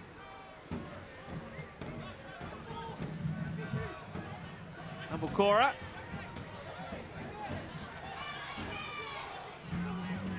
Awkward ball back centrally from Marcus Epps. It's fortunate nobody was collapsing to it from Loudoun. Yeah, it was outside of the footballs to your center back from a midfield position. And it didn't look like he ever looked either. It was just a blind ball back, hoping that his center back was there. Yeah, a little bit fortunate there. I wouldn't advise that ball, but no harm, no foul in this situation. Now Epps curling one ahead and gathered by Farouk. See, for me, that's a ball where Burke needs to be making that run. You have a player like Epps, you know he likes to cross the ball. He's been putting good balls into the box. And if you're Burke, if you're that target forward, you need to be making that run into that space in front of that center back so the goalkeeper can't come out and gather that ball so easily. Those are those types of runs where that's where you see Epps put his head down to put that cross in. You need to just go. Try to get yourself into that dangerous spot.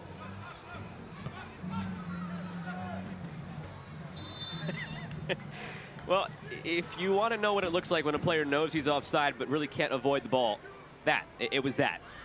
I think on that one, he just said, you know what, you can take the offsides instead of the goalkeeper getting the ball into his hands.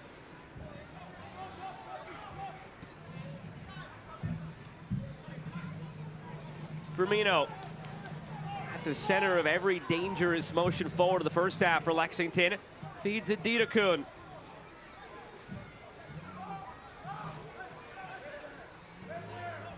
Jafal. Epps. Looking for Berg. Header save made! Loose in front and gathered by Farouk.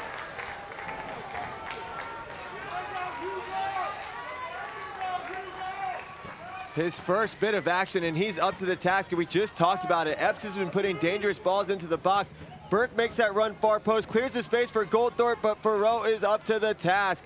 Look at this ball in from Epps. It's in a perfect spot. Nothing the goalkeeper could do. He tries to come off of his line. He's not going to get there, and it ultimately ends up being a solid recovery save. He stepped up off of his line, realized that he wasn't going to get there, able to drop himself back and make himself big. Now Goldthorpe takes it away from below. Goldthorpe lowers his shoulder. Goldthorpe had it blocked out for a corner. Life for Lexington. They get that shot on target, and Goldthorpe, you have to give him a lot of credit tonight. He's getting the start. He wasn't in the starting rotation last week, but he's made the most of his opportunities. It's been dangerous balls into the box. He's getting himself to these end lines. Able to get on the end of that cross as well. So good showing here from Goldthorpe. Good momentum here from Lexington. See if they're able to capitalize here on this set piece. Corner is brought to you by Commonwealth Credit Union.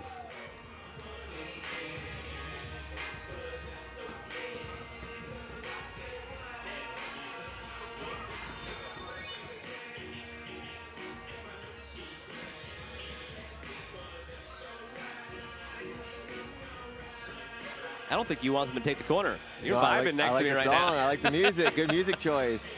Got to send Alyssa Nichols back in there to talk to somebody else now. Keep the music going. This is my generation. You know, this is my generation. Curled in from the corner. Sorry to interrupt your jam session, but Farouk has it. Wants to go quickly. Sort of goalie wars. Some version of it. In the first half, he had a brilliant ball up to the forward. He was able to maintain that possession. Unfortunately, for that one, it doesn't come off. But he does a good job on that corner kick, alleviating the pressure. Never mind. I don't mind it when a goalkeeper tries to start that transitional play. It doesn't come off on that one, but can't fault the goalkeeper for trying to be the first line of attack. Or at least I can't. Somebody can, but I can't.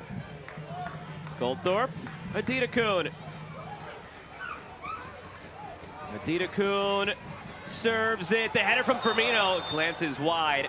Whistle from the referee would have negated it anyway. Foul in the buildup against Lexington. I think she's pointing at Firmino. Couldn't quite tell. She was pointing in the vicinity of both Firmino and Burke. They were both getting handsy in there, so it could have been either or. Yeah, I think on that last sequence for Goldthorpe, Burke did a good job of clearing out that center back a little bit, and the ref was on it for this one. But having some joy here from the wingers, Epps and Goldthorpe doing a good job creating these opportunities out wide, giving the opportunities for outside backs to make those runs, overlapping runs as well.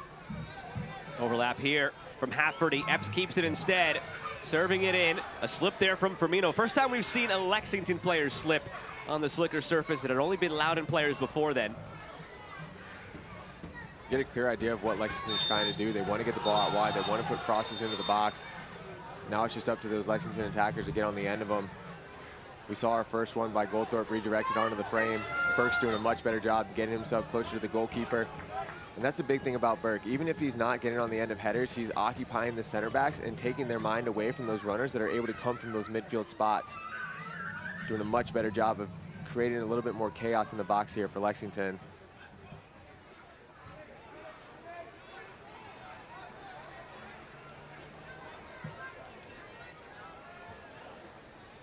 Next home match for Lexington SC. Men's team is Sunday, May 18th at 7 p.m.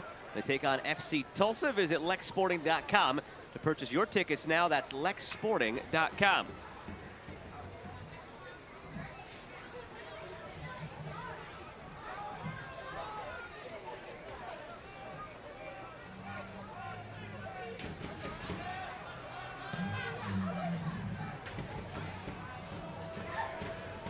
We are just really getting started and scratching the surface here on this opening full Saturday of the Jägermeister Cup.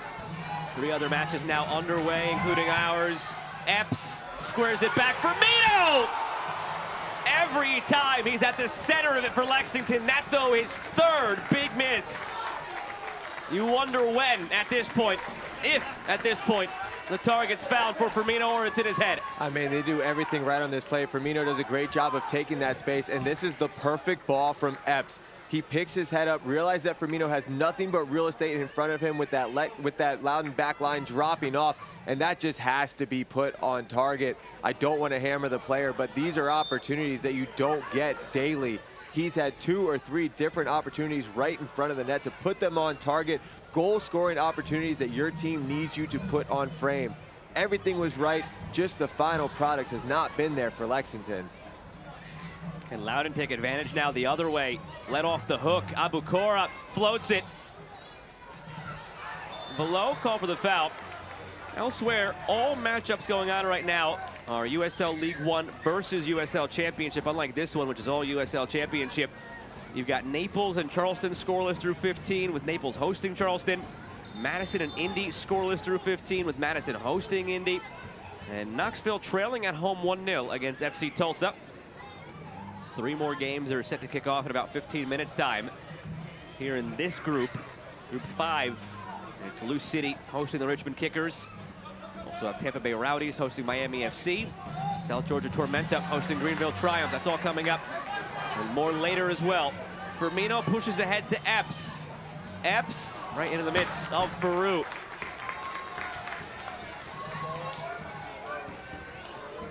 Soccer season is here, and SeatGeek is the official ticketing partner of the USL. Get all your USL tickets and more from the #1 ticketing site, SeatGeek, your ticket to great seats. On the flip side, defensively, if you're Loudoun right now, Lexington is having nothing but joy coming from the wingers, so you need to figure out a way to provide a little bit of help to these outside backs. They're overloading the wings, getting these opportunities to get these crosses off. Eventually, one of these crosses are going to fall. You can't keep giving up opportunities like this on the flip side if you're Loudoun, so trying to adjust a little bit. But again, here, now they're off and running offensively. Below, Abukora almost contorted himself in a way to keep that alive. Goldthorpe running through, advantage played here for Lexington. Firmino joining the attack, Goldthorpe running out of steam. Goldthorpe, Farouk, no trouble. You could sense it right about 15 yards or so beyond midfield that Goldthorpe was running on E. Yeah, and you can't fault him. He's been making runs all night long, but credit Loudoun for that transitional defense. It looked like Goldthorpe had nothing but real estate in front of him with Firmino making that run, but Loudoun defensive line able to get themselves behind the ball and make that a tough ball for Goldthorpe to play. I think that he wanted to pick his head up and try to find Firmino on that far post, but you have to give Loudoun's defense credit for that transitional defense there, just not giving him the opportunity to get that pass off and eventually tiring him out in that run. Looked like 2 players just shed the pennies for Loudoun. Zach Ryan and Ben Mines, I believe, are set to come on. This would be a good spot for Zach Ryan, fresh legs. Bring a little bit of a different look here for the Loudoun offense. Somebody that's a little bit more dynamic in front of the goal. He can hold the ball up a little bit better than what we've been seeing from this Loudoun group so far. Ryan, you would imagine, comes on for Bedois. That had been the reverse substitution typically in the regular season so far for Loudoun. Zach Ryan has started every game. Bedois has come on off the bench in every game. Has 2 goals off the bench, Bedois. But this was his first real opportunity to start. Roles reversed tonight. See if maybe that sparks Ryan being able to come in off the bench and score the way Bedois had been so far.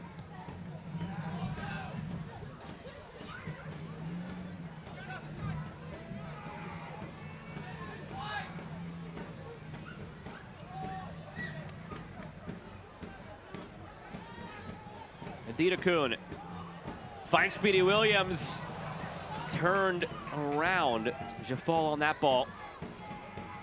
Better ball, and it might have been an opportunity. Now driven through at the back post, oh, just beyond the reach. It was Burke finding that dangerous area. Out for a goal kick, subs coming for Loudoun. Ben Mines will replace Moses Neiman, and Zach Ryan will replace Riley Bedois. As we get another look at it here, it's Goldthorpe again doing a great job here on this left side, just off the outstretched boot of Burke. He continues that run, something I've been wanting to see. Just unfortunate he's not able to get a little touch on it and redirect it to that goal. But again, it's the play out wide that is producing right now for Lexington, and it's a better job by Burke making that run. Just a little bit too much power for him on that cross, so he's not able to get on the end of it. Right now it's Hugo Farou down in goal for Loudoun in what I think, with the goalkeeper standing next to me, I can say without you getting annoyed, because I think you'll agree, this feels like a tactical cramp for Hugo Farou. I never had any tactical cramps, so I never ever did a tactical cramp for me. But you know, if that is what he's doing, you know, I don't want to put that on him. He might actually be cramping. But I have seen goalkeepers from time to time pull off a tactical cramp. But that was not necessarily my strategy. Especially coincidentally when a couple of substitutions are happening and your manager might want to get some new instructions in, and he's all better again. He's just being a good teammate.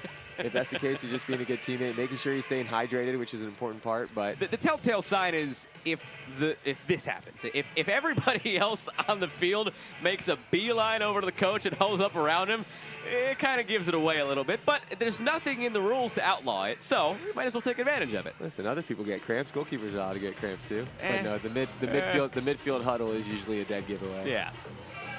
It's interesting though here for Loudoun. And in our conversation with Ryan Martin, we asked him directly how he would treat this tournament. Would he use it as an opportunity to rotate players, or would he want to keep the momentum going for Loudoun?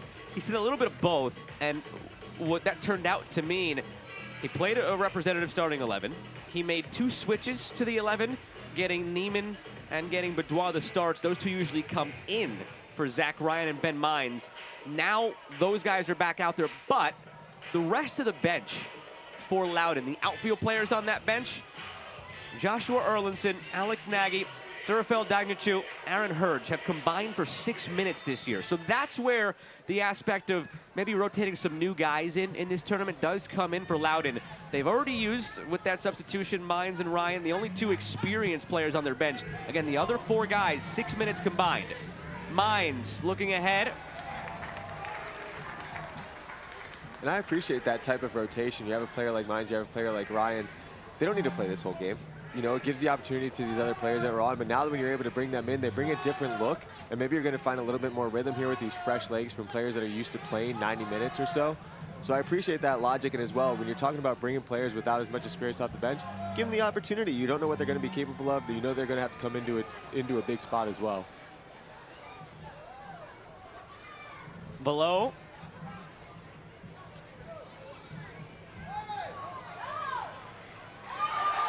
That's the easiest yellow card I think you'll see, and it's accepted on the way back up the field by Tommy McCabe. Yeah, it's about as tactical as they come when you're talking about a foul. Give Firmino some credit here. He's extremely strong on the ball, fighting off that first challenge, but it's that second one from McCabe, using nothing but hands to pull him down as they're starting out this counterattack.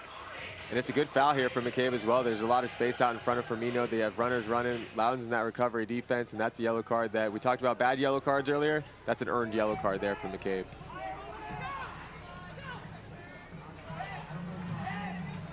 In the 65th minute, the referee issued a yellow card to Loudoun United for the forward, Thomas McCabe.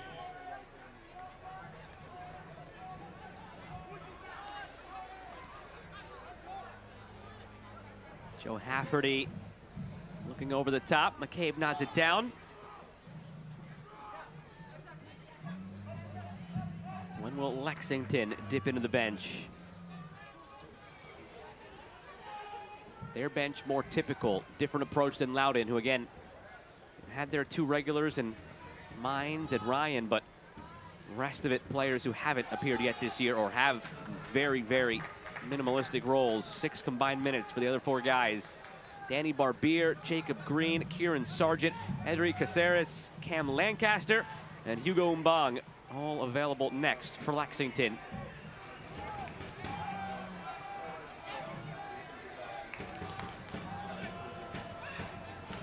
Mines.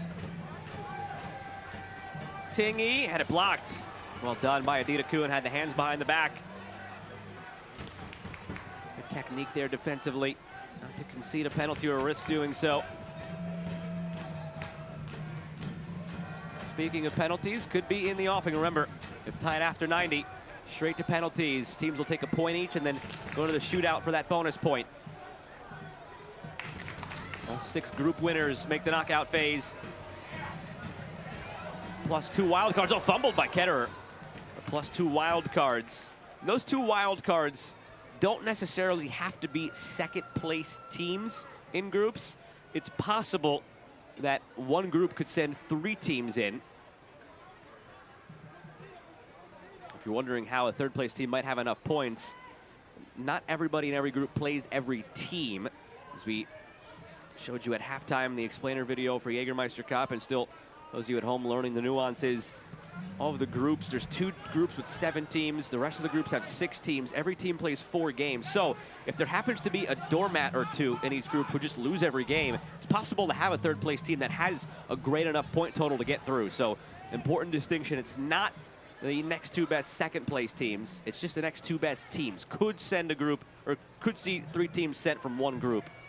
That's something we'll worry about, though, in August. Something that'll be interesting as this tournament goes on and this tournament starts to grow.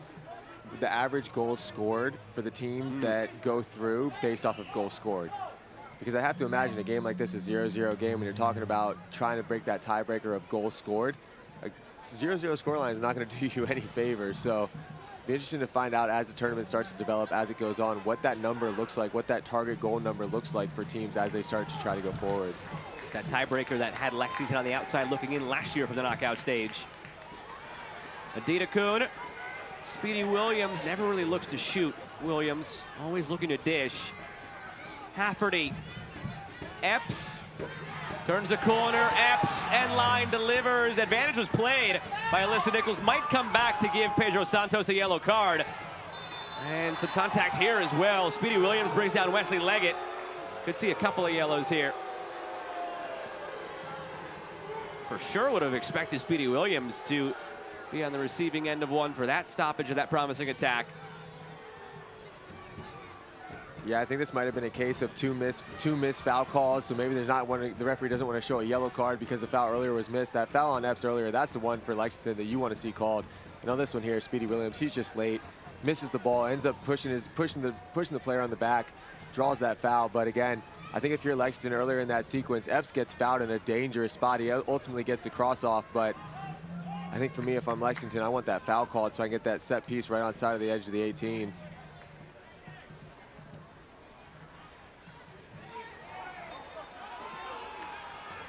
Now that's 2.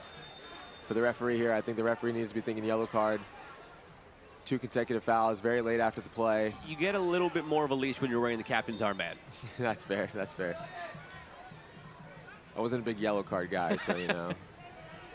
Only for time wasting, which you never did. Nope. I lead fun stat. You want to hear a fun stat about my career? I have the record for most minutes played in MLS history with never getting a card. You never got a card? Never got a card. Oh. I don't know what that says about me, but I never got a card. Maybe you didn't have any of those strategic cramps after all. I always like to flirt the line of wasting time, but never really taking it too far. But my goalkeeper coaches towards the end of my career were not happy that I would go a little bit quicker than they wanted. All right. So we found the one honest goalkeeper out there. There's your fun fact of the day about my career as a goalkeeper. I'm going to introduce you that way next time. You know, we come on the air and we say, you know, MLS veteran Jeff Attinella next to me. It used to be my ex-bio. It used to be my bio. My former bio. Keep it. It's not changing. You're retired now. You're still never getting the yellow. That's true. Fair enough. I'm going to bring a yellow card to work next time. Adita Kuhn does have a yellow card and the ball at his feet. Adita Kuhn floats it back post. Farouk, did he touch that or did it just hit the crossbar clean? Epps trying to argue it did take a touch, but it's out for a goal kick. I thought he got a touch on it as well off of live play as we get another look at it here. Adita Kuhn doing a good job putting the ball into a dangerous spot, but nope, that ball hits the crossbar. Goalkeeper had it covered. Good call there from the referee. Get the latest Lexington SC news right at your fingertips by downloading the official mobile app powered by Fan 360. Get access to exclusive content while shopping for season tickets and LSC gear, all in the Lexington SC Fan app.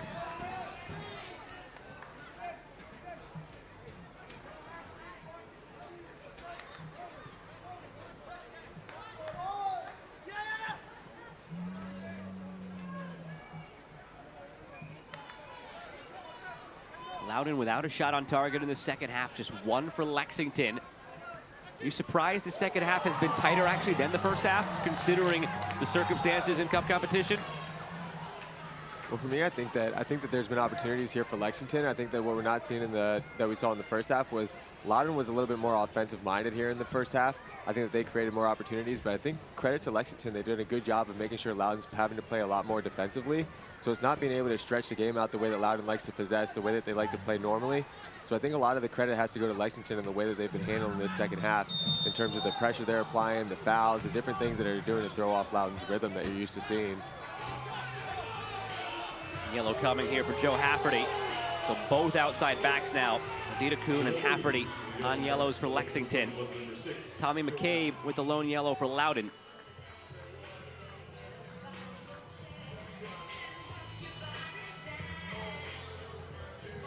Again, another look at it here. Just late after the play, trips him up.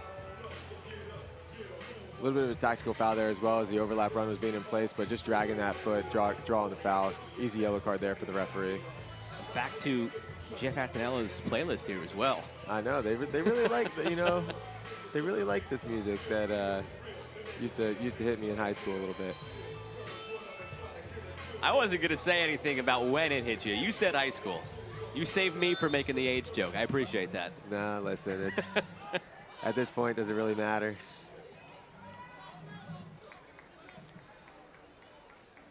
I listen to that music. I never got yellow cards. I'm older. Sound like a fun guy.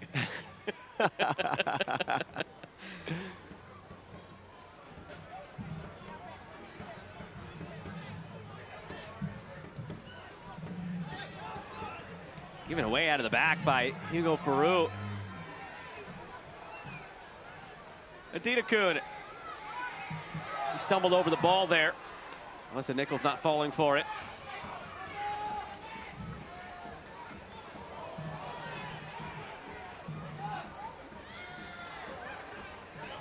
This game's absolutely getting more physical than it was in the first half. We didn't see much of this in the first half, but now you're seeing players hitting the deck after plays, late challenges.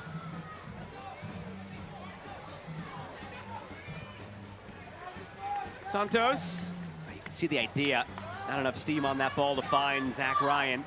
I don't know that Zach Ryan's had a touch since he subbed on about 14 minutes ago. Ahead to Burke. Gathered by Farou. I mean, I've been so impressed by the center back Tubbs since coming over here from DC. He's going step for step with Burke every single time they try to get one of those through balls in. And he could be a big reason why Burke hasn't been able to find himself in those spots in front of the net as well. He's a big physical presence, Tubbs is, as a center back. He has that speed. Just very impressed by the newcomer here.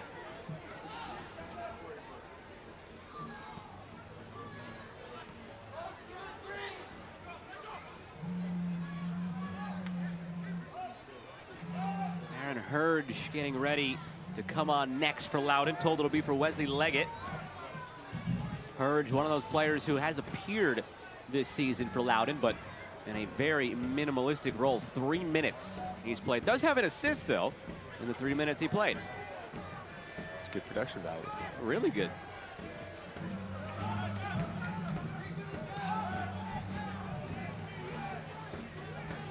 He'll be on pace for 30 assists in a 90-minute game.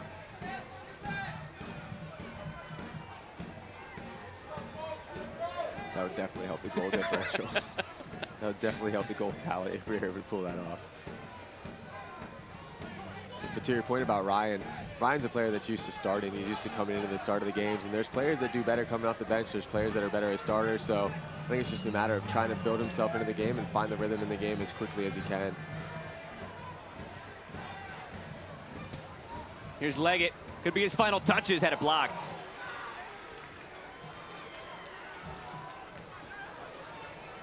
Quarter of an hour remains.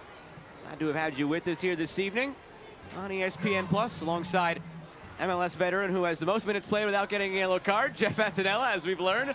I'm Joe Malfa. Glad to have had you along. Opening match of Jägermeister Cup for both of these teams. If tied at the end of 90, to penalties we go to decide a bonus point awarded to one of these two sides. Oh, it's a good run there from Firmino. Epps picked his head up and thought about it. Decided to ultimately bring it around, but that's a good run there from the midfielder. Hurd still waiting at midfield. Just haven't had a stoppage yet for him to come on for Leggett. won't be here long. Aaron Hurge.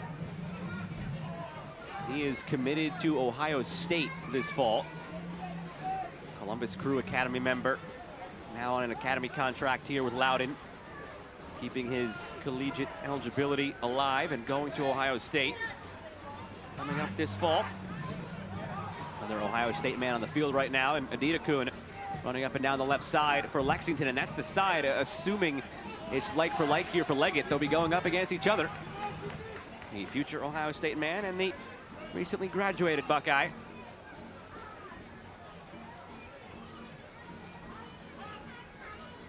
So if he ever gets in, we've got about 3 minutes without a whistle since he made his way to the halfway line, Aaron Hurge. Velo, Abukora. Also quiet Abukora in the second half, though that could change the drop of a hat. Here he is, Abukora fighting, brought down. A lot of space down this right side. It's Firmino, early ball bent in, Tubbs does well to clear it out for a corner. You'll take that in that instance, otherwise it was Corey Burke all alone. Yeah, it was good build-up play. I thought Firmino might have been able to take a couple more touches, get himself a little bit closer to that byline, but instead picks his head up, tries to put that ball in. But again, it's Tubbs. You have to give this young center back credit. He's been up to the task against a player like Burke all night long, which is no easy assignment. I think Loudoun's found themselves a very special center back here on loan from DC. Commonwealth Credit Union corner kick.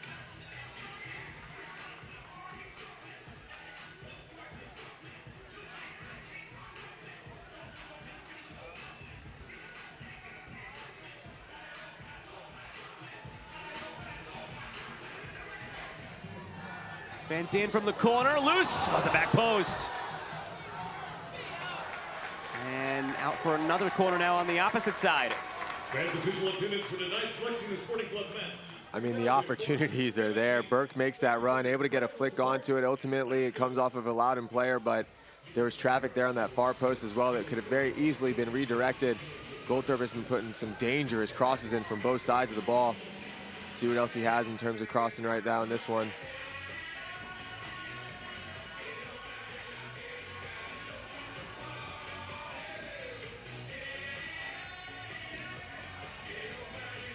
Alyssa Nichols has done you two favors now. When the DJ gets going on these corner kicks, to come in and have a conversation with some players. Are you sure that when you came in the booth today, you didn't just go to the DJ and hand him your 2008 iPod Nano and just plug it in? Corner curled in for Lexington. Overhead kick attempted here. Would have been something special, but ends up over the bar. I love the iPod Nano shout. Never had an iPod Nano, by the way. Finally, that substitution comes now for Loudoun. They've been waiting for about 5 minutes. Wesley Leggett comes off. Aaron Hurge comes on. It's another good cross into the box. Always getting the ball into a dangerous area there is Goldthorpe. But again, this bicycle kick would have been hopeful. Would have been a tough one off that left foot, but can't fault him for the attempt. You see a couple more subs here coming in for Lexington as well. Cameron Lancaster coming on, as is Kieran Sargent. Marcus Epps, Elliot Goldthorpe coming off. I thought both of those wingers played great tonight. A lot of the offensive attack came from that width out wide. Maybe they were taking the ball in on the dribble, getting the ball to those overlapping outside backs, or taking on 1v1 opportunities themselves, getting crosses into the box. A huge part of what gave Lexington so many different opportunities tonight was Goldthorpe and Epps. Good performance from both of those young men. Lancaster, a lot of success in this state, in this league, in USL Championship, but with the boys in purple in Lou City. Here's Firmino looking ahead to Burke, ran out of room.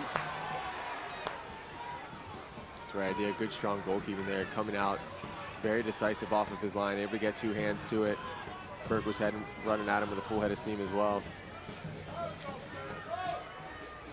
Kieran Sargent coming on, be 22 years of age in a couple of weeks. Came over from Houston Dynamo this offseason. On loan for the season here. 2 assists and 7 starts in league play. Coming off the bench here in the Jägermeister Cup.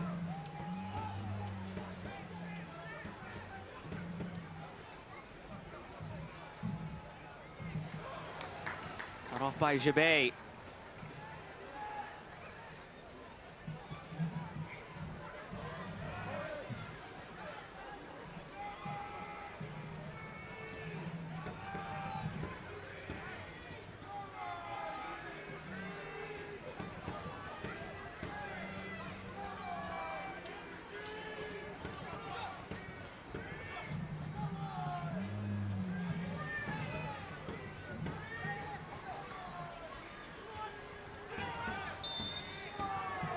kick for Loudoun.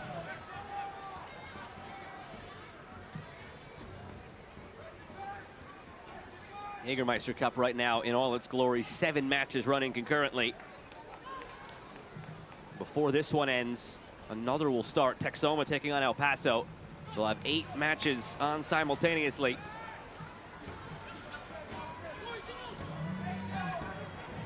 Only goals to report elsewhere. FC Naples up 1-0 at home on Charleston. Knoxville and Tulsa are tied at 1 nearing halftime. Tampa Bay Rowdies up 1-0 10 minutes in against Miami. Another free kick coming in a similar area here for Loudoun. Yeah, Burke's not happy with the referee on this one. It's a little bit after the challenge. Gives Loudoun the opportunity for a set piece in a dangerous spot as we get another look at it here. Burke coming from that target forward roll. He does get foot first. The referee's right there. Burke's not going to be happy about it. The play was on the ball, but unfortunately just clipped that foot before he was able to get to it. And for all the good work Lexington's done in the second half, they're going to have to be strong here defensively. There's going to be a lot of space from that back line and the goalkeeper for them to put the ball into here. Well-weighted ball. Headed across frame, but Ketterer has it. It's been a lot calmer in this second half for Ketterer than it was in the first. Can't watch the match? Turn on Sirius XM FC 157, North America's only 24/7 source for engaging soccer talk, including USL All Access on Tuesday nights. Plus, you hear live matches from the USL, MLS Premier League, and more, all on Sirius XM FC 157 and the Sirius XM app.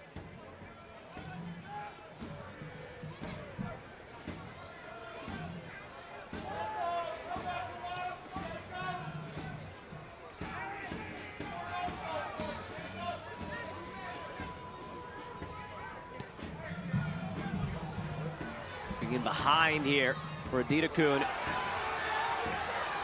Shout that was out for a corner, but not the case. Next matchup in this tournament for Loudoun comes on the last day of May at home against Louisville City, who is the only team they've lost to in league play and the team that eliminated them in Open Cup. Firmino will depart here. Jacob Green replacing. Firmino will leave today wondering what could have been for a number of different chances. Yeah, 3 or 4 different opportunities right in front of that he just was not able to redirect on frame. He was in the right spots. He did a lot offensively to create those different opportunities. He did everything right except that final bit. But for a player like Firmino, he's going to be scratching his head on that one, how he wasn't able to at least put a couple of those on target to force the goalkeeper into a couple saves. Lexington's next game comes on the last day of May against Charlotte Independence here in Jägermeister Cup. Jacob Green coming out there now, some fresh legs. He starts his run. Lancaster goes wide instead for Sargent. Calling for it, Green. Fed that way, but too strong. Adita Kuhn latches on.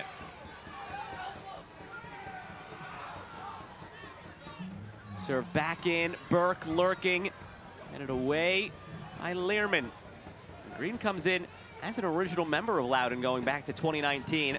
Spent 4 years in the Loudoun and DC United organization before moving on to Columbus Crew 2 last year. And now Lexington this year. So a familiar face for Ryan Martin on the opposing side today. Jacob Green wearing 22 in black.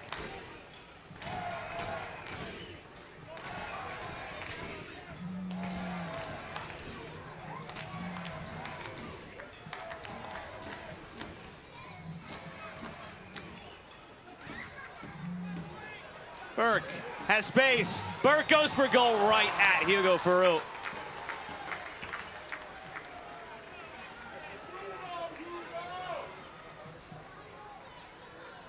For a player like Burke, we've seen him score goals like that in his career. He has a lot of space. It's a deep shot. He's a player with a powerful shot. You'd like to see him put that a little bit more towards the corner, but unfortunately for Burke, it ends up right into the hands of the goalkeeper.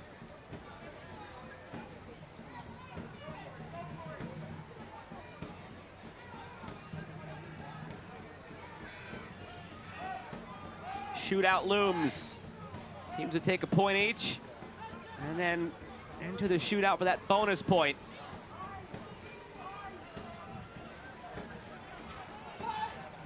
And this is the moment in the game that I was talking about. 0-0. You know that you need to score goals in this format, but what are teams going to do here in these situations in this cup format?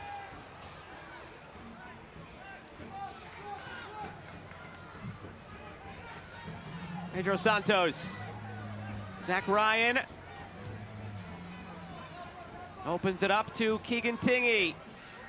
Sun streaming through a cloud. Attack streaming down the right side. Corner coming for Loudoun.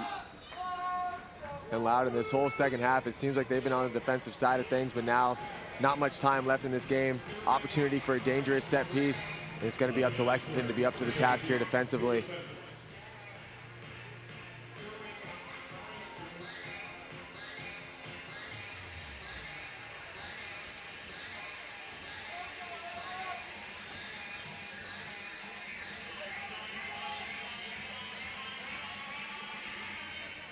Santos from the corner.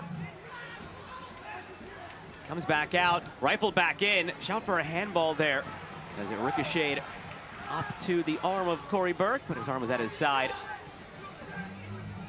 Player down behind the play right now for Loudoun. And here on this near side as well, it'll be a free kick. Abukora went down with what looked like a cramp on the far side. Was immediately stretching out that calf, and a teammate over to help stretch it out. A lot going on in that sequence there. Earlier in the second half, the referee was calling advantages for fouls like this, but in this one, she decides to blow it dead. And it's just that little after the play shove. Not very necessary. You can look at it here, just after the play. Made a little bit of a meal of it, did he? But at the same time, able to get a set piece in a place where they'll be able to get a good cross off. Not much time in this one. Lexington, again, going to have to be up to the task defensively on this set piece.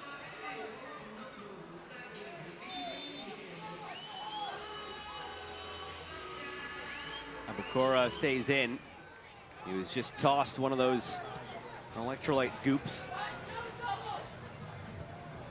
Santos, cross.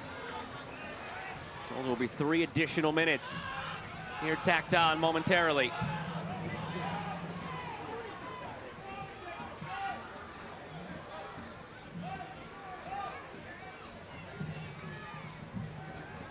Looking in behind for Ryan.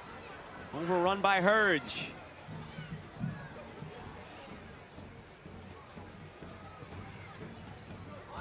Zach Ryan has done a lot of the little things, the selfless things, the hard-working, sacrificial things for a striker so far this season.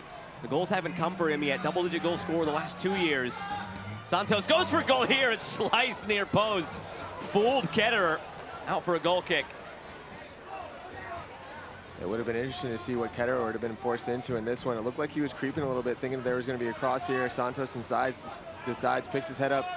He was looking towards that far post like he wanted to cross it.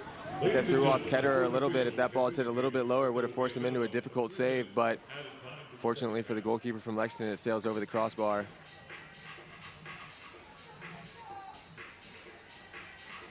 Now Velo's gone down with what looks like another cramp here for Loudoun. And he will come off. It's an interesting one if it's just a cramp for Velo or if he's completely at the end of his rope. He's somebody you would have maybe pegged to take a penalty if we get to a shootout in 3 minutes, but he looks completely devoid of any energy after that cramp walking to the bench. And they bring on instead Joshua Erlinson. He's played 2 minutes so far this season.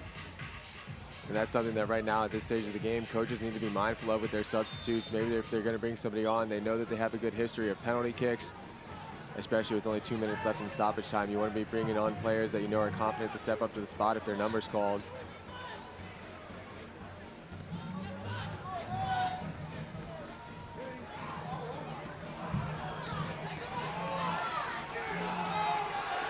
Adina Kuhn stays on his feet. Adina Kuhn out for a corner.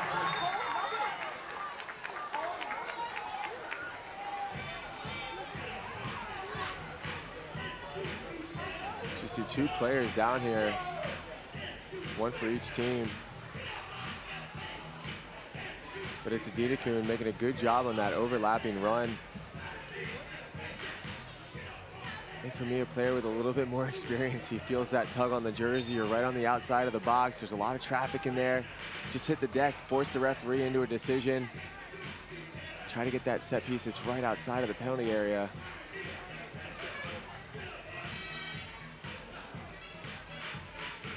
Get another look at it here. still with a lot of energy. He's been making tons of runs outside of this, on this right side. It's a good positive first touch right there. That's where you go down. You feel that foul call, but instead he stays on his feet, opts to take it inside, have a hit with his left. But for me, if you feel that tug, you're that close to the box this late in the game, hit the deck, give your team an opportunity to get a set piece in that dangerous spot. Still able to get a corner out of it though, so Loudoun's not out of danger yet.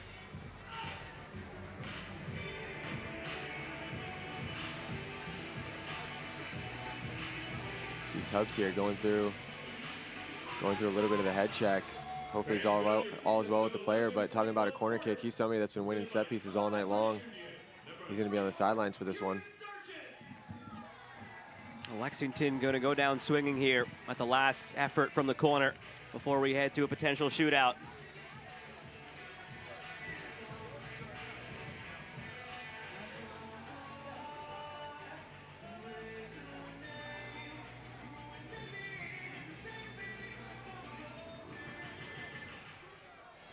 Sargent delivers at the back post, gathered by Farouk. 3 minutes come and gone.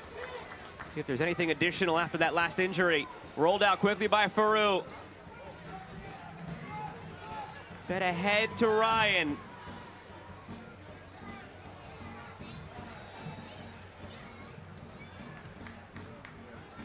Chance at a long throw here quickly for Loudoun to get something out of this.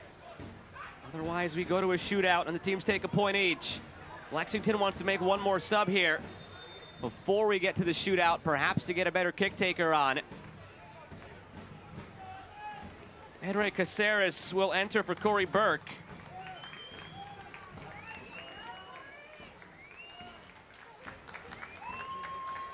In the 93rd minute, between the match, Lexington Sporting Club, number 16, Henry Caceres. Interesting, those are front three players now for Lexington, all out of the game with penalty kicks here on the horizon. Usually those are the players that you want to see stepping up to the spot in moments like this. Through the wickets there. Going down Loudoun looking for a free kick. Didn't draw it. An additional minute's been played. All eyes on Alyssa Nichols. Sent long, flag stays down. Zach Ryan could not reel it in. And that probably brings us to the shootout. It's felt like it was going that way for a little while. Now officially official, I think. No whistle yet from Alyssa Nichols. 2 minutes beyond the 3 given.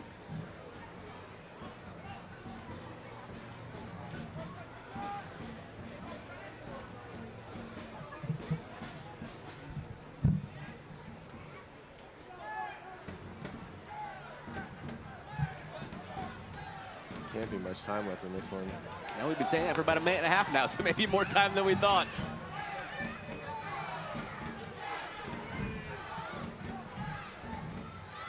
Santos. He's brought down. Free kick for Loudoun. Almost 3 full minutes beyond the 3 given now. There hasn't been that much time, and there hasn't been many stoppages during the stoppage time either. This feels like Qatar 2022 additional time. If you know, you know.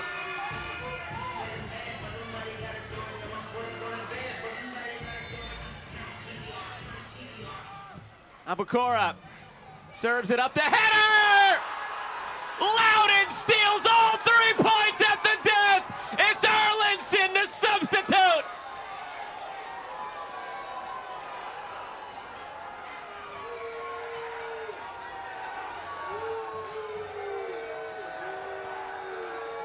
I am speechless here in the box. It's a great ball in, and it's the substitute. He just came on, able to redirect it to the far post, get that flick, and Arlinson does a phenomenal job of rising up between the 2 Lexington center backs.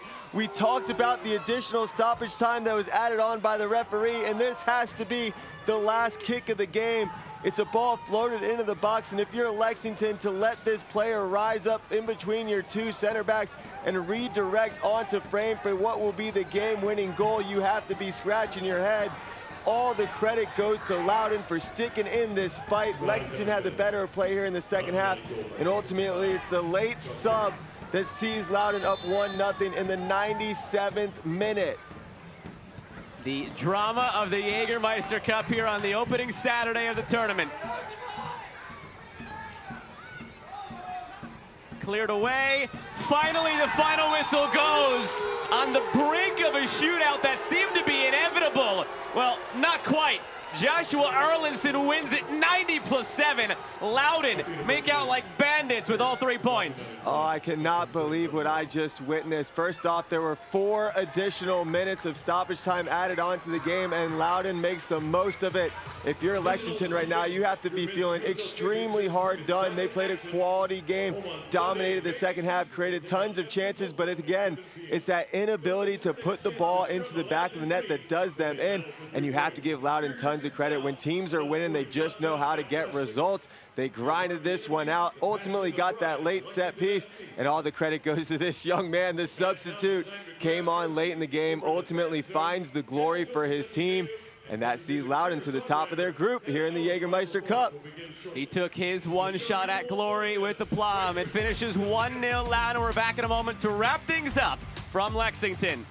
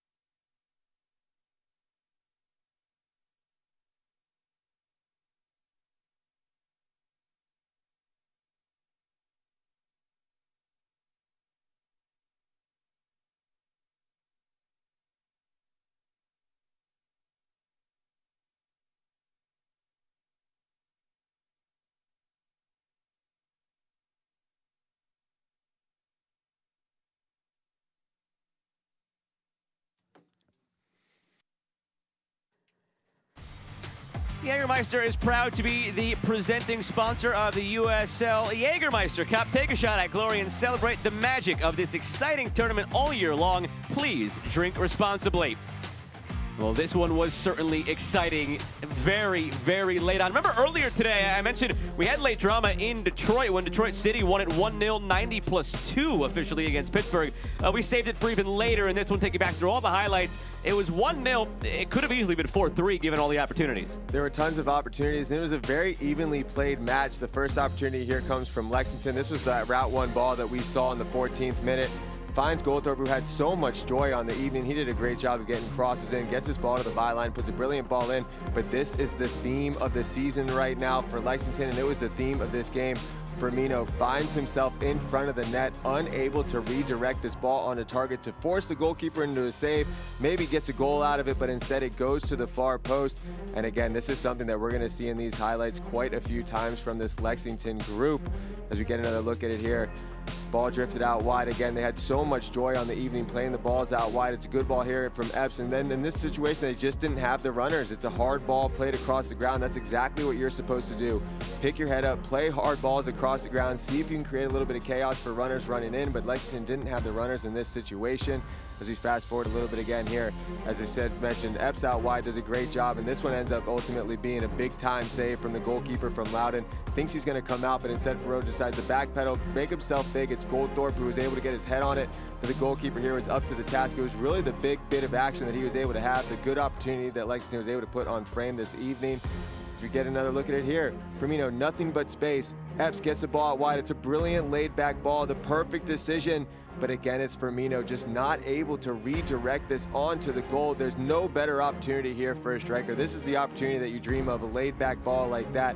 And he just puts it wide and it's left scratching his head. We'll see later in the highlights how much these opportunities, these missed opportunities really cost this Lexington team.